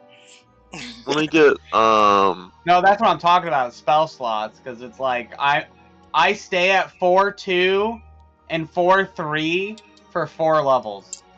Oh God. Yeah. So I have a total of 6 spells, essentially for 4 levels. Oh God. That's why when you were like, you could do that the whole time, I was like, not really. Very limitedly, my friend. Because you also got to remember, I used 1 second level spell slot against the Oni, so I was completely out of second level spell slots. And then I had 2 first level spell slots, and I was like, I didn't gain any spell slots this level because I multi-classed. Yeah. That means you're not a pure spellcaster, so that eliminates cleric, druid, well, you couldn't do wizard or warlock, or sorcerer. So he is something else. Wait, do I get I'm spell gonna slots? send you that because this is gonna determine real fast. I send you a private message. This is just gonna help determine some stuff. You would if you took any primary caster. Oh, okay. Because remember, your spellcasting level is determined by the additive of all primary casters plus 1/2 any secondary casters. Oh, yep. I did get new spell slots. Nice. Yeah. You don't get new spells of that level or whatever, but I do get spell slots. I didn't get any. Correct. Very nice. So, like, if you're like a level 1 sorcerer, but like a level 7 wizard warlock. or whatever. Yeah, well, warlock never helps. Warlock is its own thing. Yeah. I didn't get any more spell slots. Yeah, I'm like you, Magmar. I get like no more new spell slots for a long while. Well, because I'm a level 5 paladin and now I'm also going 1 in sorcery. Oh, well, you will get more. Yeah. Yeah. No, I didn't. I didn't get any new one. You should get 2 more level 1 spell I'm slots, still I at the believe. 4 and 2. I had more spells, but I didn't get any more slots. So Paladin would count as a half caster. I can't remember if it rounds down or rounds up. I think it ran down. So then he'd be a level 3 caster, so you would have 4. Oh yeah, you'd be right with me. 4 level 1, 2 level 2. Is that what you're at, Magmar? Yeah. Yeah. If the Paladin rounding down is really unfortunate for you, because if you were 1 more level in Paladin and then took Sorcerer, you'd be as if you were a level 4 caster, which the round down is painful. Mm-hmm. Yeah, because he's a half caster, he's got that round down. Yeah. I was just Paladin get something good at level 6, or is it level 7? It's level 6. It's an aura. I can't believe you're like multi-classing now instead of getting that aura first. I've never played Paladin, but I wanted to multi-class last level, but I went to get the extra attack. This is the biggest issue with Paladin. there is almost never a good time to multi-class until level 9. Ah, which is max level of this campaign. Yeah. Essentially. Because actually, no, go ahead. I was gonna say, Magmar, what sorcerer did you go? Divine Soul. Oh, that's funny. That makes sense. Yep. But because like Aura of Protection is the best feature Paladin gets, because basically all your saving throws are boosted by your Charisma modifier, which is insane, as well as all allies within 10 feet of you. And then your 7th level, you get a Sacred Oath feature, which is basically your subclass feature. Then level 8, you get an ability modifier. Level 9 is the very first time where you don't get anything, so... That's the best time to multi-class. Correct. Because Aura of Courage and Improved Divine Smite are pretty mediocre 10th and 11th, so... Yeah. I also protect everyone within 10 feet already. Yeah, but Aura of Protection is insane, because where you're protecting them from attacks, you'd be protecting them from, like, Fireball. Yeah. Yeah. Or Banishments, you know. I was also after some more spells to do. Also, guys, you should see my playstyle change. Now that I have extra, the only reason I've been using Firebolt is because it doesn't really make sense to use Shadow Blade without the extra attack. Right. But now that I'm level 6, I do to make any kind of attack thing useful. Yeah. Yeah, so if I can, if I upcast Shadow Blade to 3rd level, I'm going to be getting 2 3d8 plus 4 damage attacks a turn. Very nice. And you guys notice whenever we get stronger that Jasper's horns will glow with that radiant light once again. That is a max of 32 damage a turn with Shadow Blade. Not as good as what I honestly, I think I was doing better as Floor, to be honest with you, but I'm trying to make this work. I really want to try to make Shadow Blade work. The main kicker is if we are in dim light, or if I can find a way to make it a little bit darker out, then I get advantage on both of those attacks. Like the darkness spell? Oh wait, you need concentration for that. Darkness, it would have to require some other form of assistance. Some other form of assistance to be able to help with that. My main concentration spell right now is Tasha's Caustic Brew. There's also just Hypnotic Pattern. Ignore that. You know, that'll be used. That was a surprise tool that'll help us later. Hypnotic Pattern is the most powerful spell in the game, in my opinion, for what level it's at and when you can get it and who has most access to it. Hypnotic Pattern is, I think, indeed the strongest. Hypnotic Pattern. Oh yeah, it is literally a one single 3rd level spell slot and can take away the turns of up to like 20 people technically, but realistically about 3 to 4 people, and just takes away their turn entirely. And no repeated saves either. So it's on par with sleep, except better because it goes sleep. Sleep is the first one. Then it goes Hypnotic Pattern, and then I think at level 5 there's another spell that's something similar. You're forgetting level 2 Web. Web is huge. For level 2. Web is good unless the creatures have any sort of range attack, in which case Web doesn't do anything to them. But the thing is, you're thinking the first 3-4 levels, most creatures don't have ranged attack. And I do actually have. The problem with Web is the second an intelligent caster is like, I'm going to cast Web on them to remove them from the battle, every single melee party member is just going to immediately run up to them and hit them in the face. And then it's like, okay. Yeah. I have seen that. It's like, oh, I'm going to be really smart and shut down this opponent by making the movement 0. the fighter in the background, I use my full turn and bonus action to get next to that person in particular. Every time.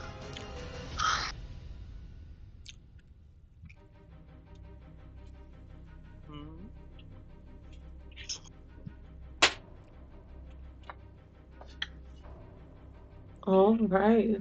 Well, has everybody made their level up choices? Yeah, there's not I too didn't many have choices really at any choices 6. yet. I'm sorry, Some what'd you classes say, don't Paul? even get. I'm ready to go. Me too. Okay. Magmar? A lot of classes don't get.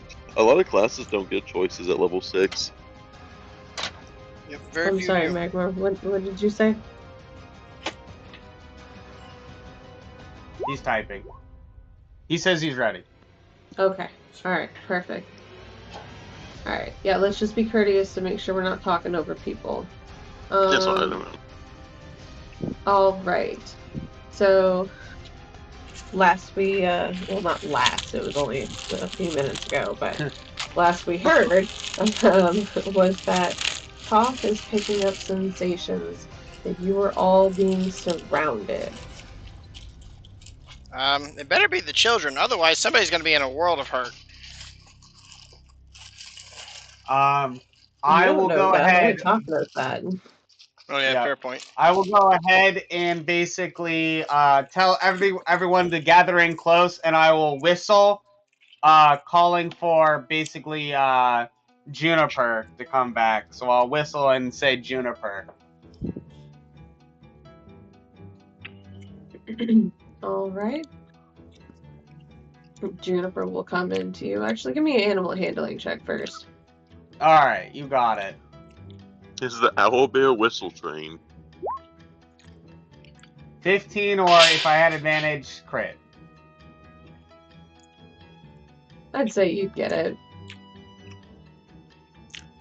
She gets the basic detail of the call. You call her name and whistle. She knows that you're calling out to her.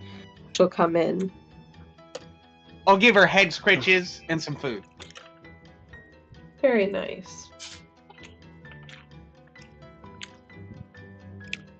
And then I'll basically like motion for the rest of the party to come in.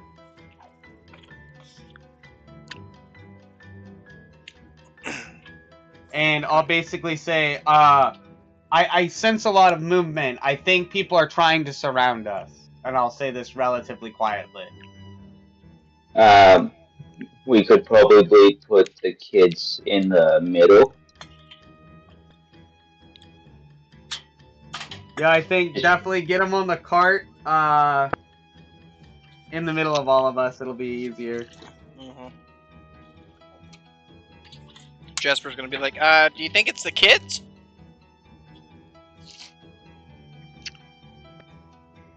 Oh, sorry. We're trusting the blind person who can only just sense people. Yeah, I would say, I don't know. It seems like a lot for the children. I don't think there was this many children. But I could be wrong. Hang on. I think I can. Give me 1 second. Divine Sense. As an action, you cast Detect Good or Evil. I have a 60-foot range. I could also send Vega out to check, too.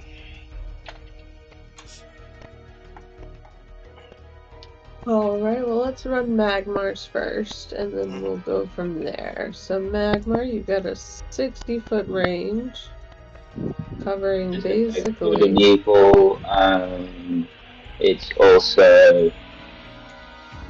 And I know the location of any celestial, fiend, or undead. That is not behind total cover. Oh no, the undead children.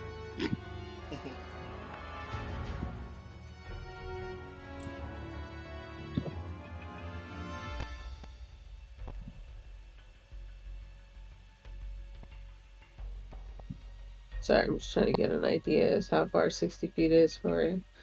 Okay. All right. Thank you. That would have been so much smarter. That's 60 feet. Perfect.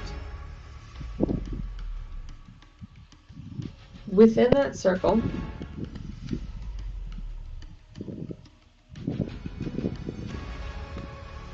can you post the spell to the chat for me? I just want to double check a couple things. Yeah, all good. Thank you.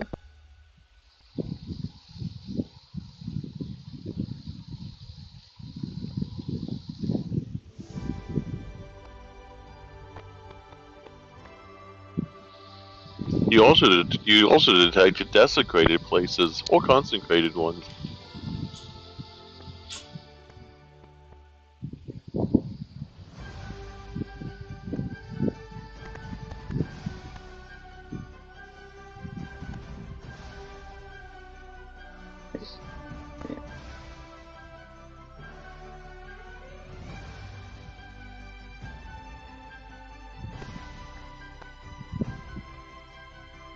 I would say that it does not pick up. It definitely does not pick up a strong evil, so you are not covered by a noxious odor.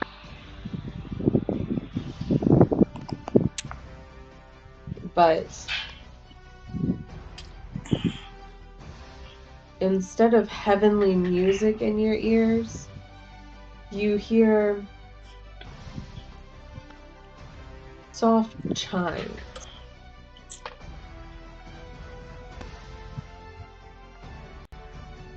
Okay. But they are not, well,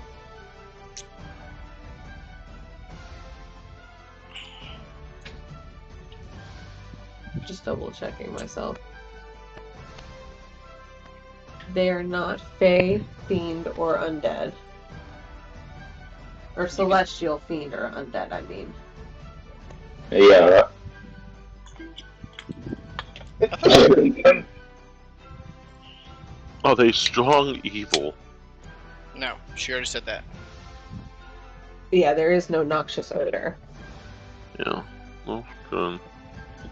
As I was reading out loud.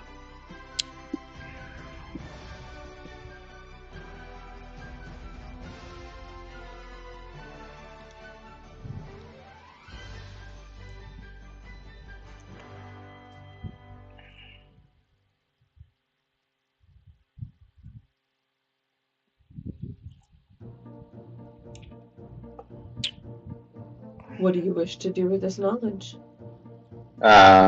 So you said I didn't hear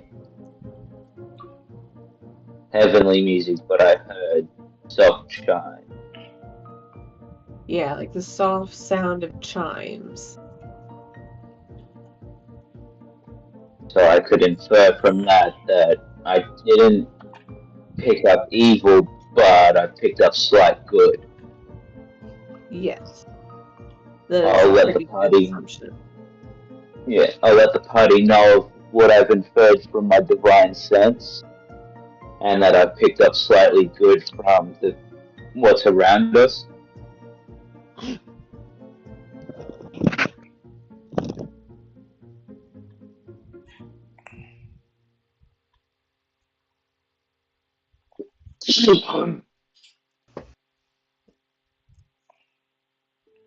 Alright.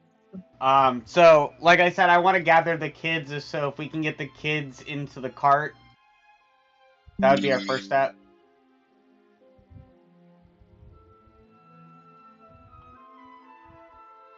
Okay. So you load the 3 children into the cart. Yeah.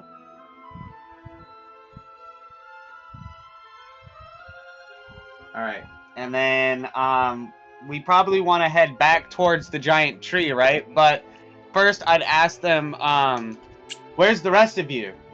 I only see you 3. Well, actually, I don't see any of you 3, but they get the idea. with what Magmar said, Jasper is even more curious and would actually send Vega out to scout while Toph is talking to them.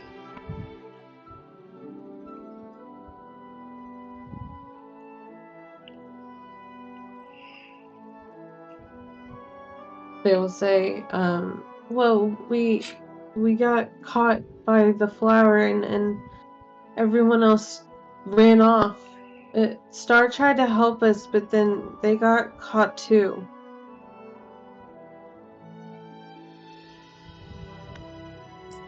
They got caught too? Well, Star did. They were Star. talking about... Yeah. Well, if you were all trying to run, then what befell the other children? Did they keep running? Which direction did they go?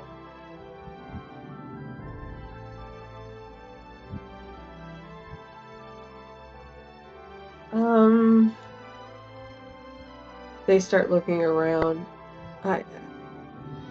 Everywhere?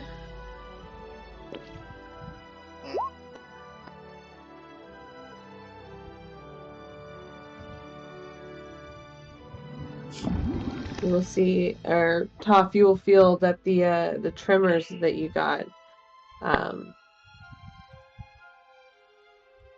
coming closer. Okay. Then I guess I would, obviously while this is happening, I did not mean to post that. I would ask Jasper what does he sense? Yeah, Vega's active perception roll was bad, but her passive is an 11. Would she see or hear anything that would lead Jasper to believe that these figures that are approaching are the children?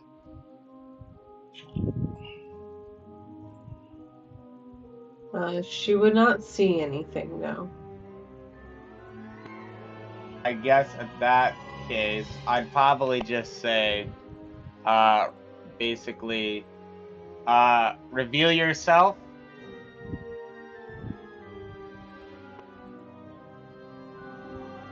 Kind of just saying that out loud and see what comes of it. Yeah.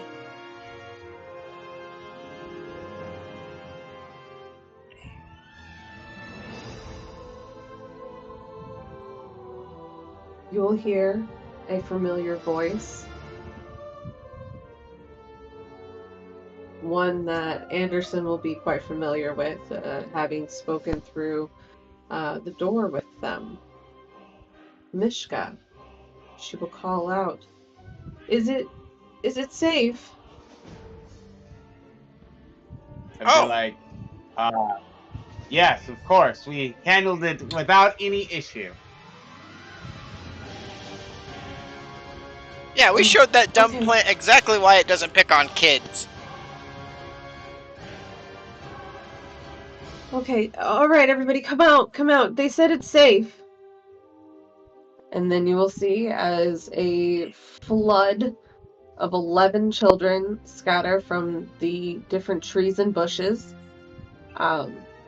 almost like woodland critters, and come out to meet you. Scritches too.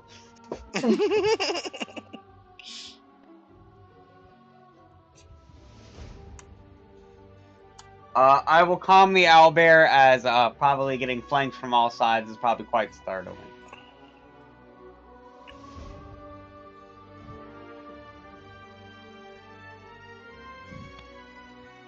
Special time and special days.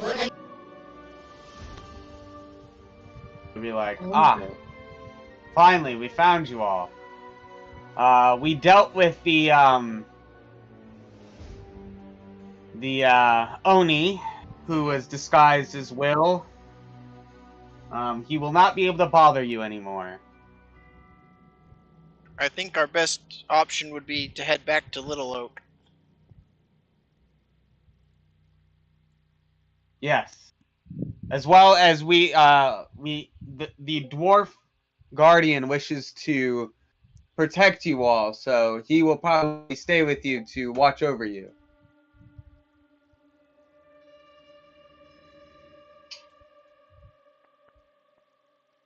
Did you guys bring Elkhorn with you?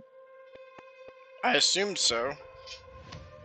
I mean, that's really up to him. Honestly, he may have just stayed back at the treehouse, basically, just in case someone returned. Yeah. Okay. But, I mean, I don't control him, so if he wanted to come, he could have. Or if he wanted to stay behind to basically wait in case any of the children came back, I think either option makes sense. So...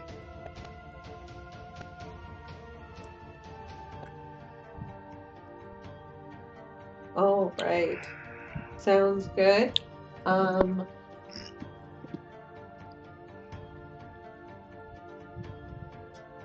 We will have him stay back at the treehouse in case anyone had returned. So you guys could meet him there, and then head back to Loomlurch to drop off the children there, and he will stay with them. As that's Good. probably the safest haven that there is. Now let me ask you this. Do you guys want to do the role play of that? Or do you want to skip that?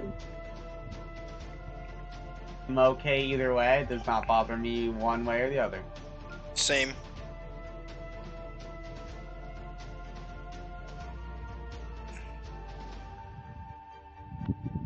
Magmar, Otto, do you have a preference? I think one of them is helping. Oh yes, Otto groceries. is helping their mom with groceries. I wouldn't mind skipping it. Okay. Totally fine. So that way we can keep this story kind of moving along. That way you guys aren't having to go back to Loomlurch and do all that again. We will have them... Okay, back. Okay, perfect. So the beings that were behind the trees and the bushes did turn out to be the children. Mishka was the one who revealed herself first. And then once that happened, the rest of the children came out, and they've decided to let the children live at Loomlurch with Elkhorn and potentially maybe taking Little Oak with them. I know that wasn't your idea, but Maybe, yeah, and then maybe they can start up the Maybe toy a good factory idea. again with good toys instead of bad toys, and then start a business and grow up to be businessmen and women. that or they could just live Is there. a possibility.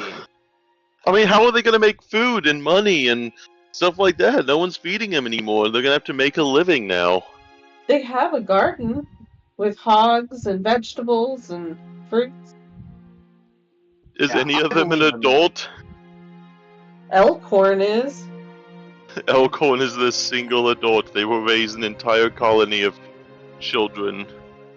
You act they like can. children have a hard time raising themselves. I raised myself and turned out just fine.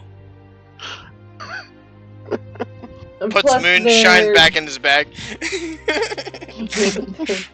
They're between the ages Eating of another like cupcake. 9 to like 15. So some of them can help raise each other. They're going to But- become a family. Fantasy world. They're going to become a family. No more parents. Oh. Only Elkhorn. It's like if Peter Pan was just a middle-aged man. Wasn't he but- essentially? Well, technically he was like super, super old. But we don't think about that. He didn't age. Just abduct children. Alright, anyway. All right. So we've decided to kind of skip past the role playing of taking them back to Little Oak and then having Little Oak and Elkhorn and all the children go back to Loomlurch just for you guys to move on. So we are going to go ahead and proceed from here to where would you like to go? I kind of want to check out the guy with the spindle, but my character wouldn't have a reason to go there.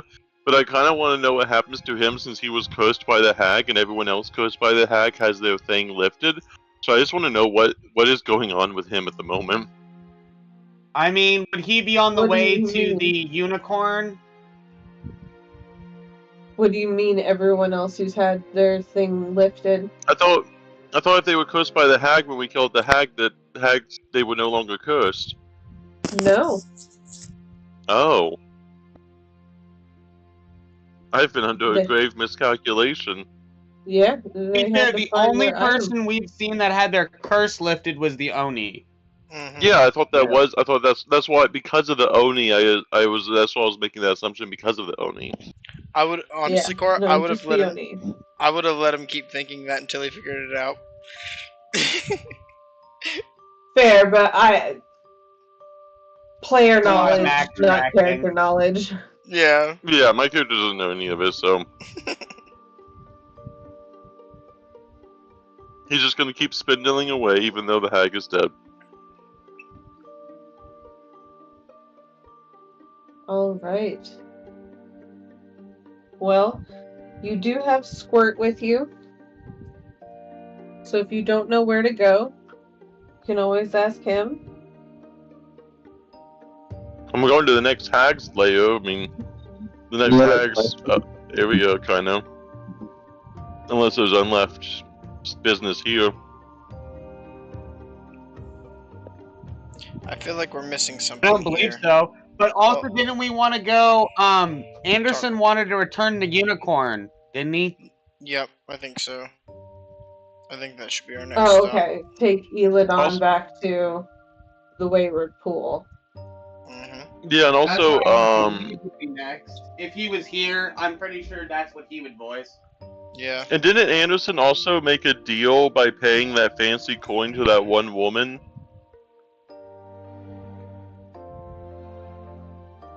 I forget what he bought with it, but it was in the middle of the hag fight.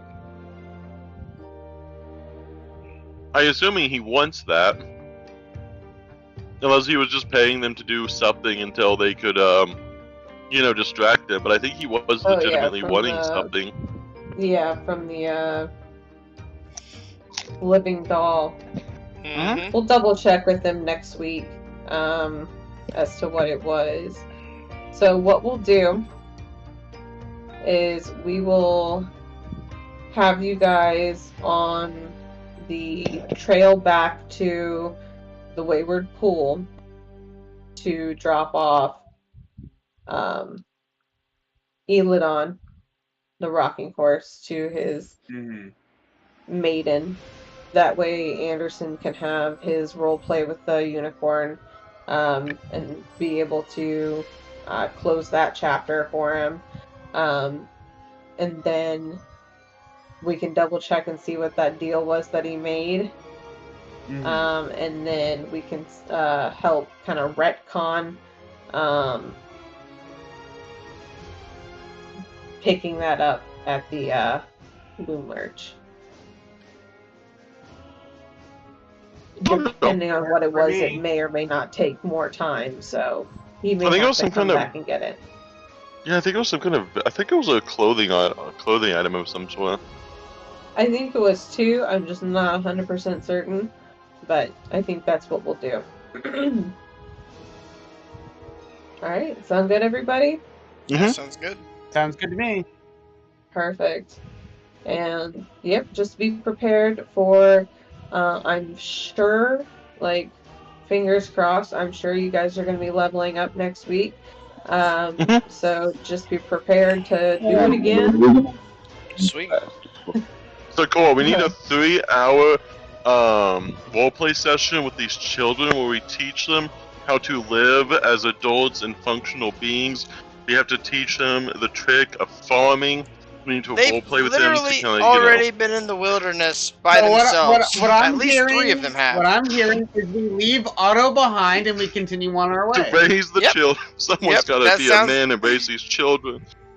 I mean, I'm actually, glad you're putting yourself up, Otto, as I Tabitha pat made you on the them pretty back. self-sufficient, so To be fair, Tabitha she also didn't taught take them care really of strong. them. She also taught them really strong life lessons that they're going to carry into strong adulthood. But she was also Yeah. evil. Most of these children are She better didn't craftsmen teach than we them. are. Yeah. So, all right, that's what we'll do. We'll pick it up from there, double check with Anderson what he's wanting to do on his side, and we will hopefully get you guys on to Yawn with your level up. So, The 4th level spells are going to be a big deal. oh yeah. What's a 4th level spell? Yeah, what's Right? a 4th level spell? Are you going to multi-class into a 4th spellcaster? No, I already said I'm limited to 3. Like I'm playing like the reason I'm limited to 3 is because like me and Corra are playing Curse of Strahd tonight, and Jasper is already level 9 in that campaign, and he's only multi-classed into 2 technically. But he's at the end of the day, Which is Jasper's build. relatively normal. Well, Jasper's build is a 3-class multi-class. It's Abjuration Wizard, Divine Soul Sorcerer, and Warlock. Oh yeah, cool. Yes. What's your ruling on the Phantom Steed? What do you mean? What do you mean? Like in terms of like mounted combat stuff, like 'cause I know there's a lot of funny things you can do with like mounted combat, but I'm also not sure if that's something that you should probably avoid. But I kind of want to see about like the Phantom Steed, 'cause I know it gets like a few different things that you can do with it. Because I know we have Vega, but I think Vega is not like a summon familiar, it's like a class feature, right? She's a familiar, but she's a chains familiar. Okay, so it's like a special pack thing. Yeah, but she's also a tiny creature. If I summon like a Phantom Steed, you will. I think would it get its own? I think it gets its own like turn and everything, but I don't want to bloat the turn order. Is the only thing I'm worried about. But it can do a few different things. It's kind of like a fine familiar. It depends if you're running it as. It depends if you're running it as an intelligent mount or a controlled mount. Most of the time, they're considered a controlled mount. So usually they go immediately after you, or well. They go immediately on your turn. Now. Oh yeah, they go on your turn. Yeah. Yeah. If you're riding them. Usually they can't attack and stuff like that unless it's like a specific like the animals from the Bag of Tricks. I like to mount those and use those because technically they can attack while you're mounted on them because you're using your bonus action to command them to attack, and then you're just riding them to the target. Where with the steed, I'm pretty sure that if you're mounted on it, it can't attack, right?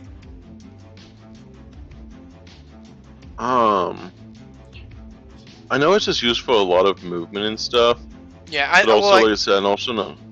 I know that it takes like half of your movement to mount them and dismount them, so like that's one thing you got to watch out for.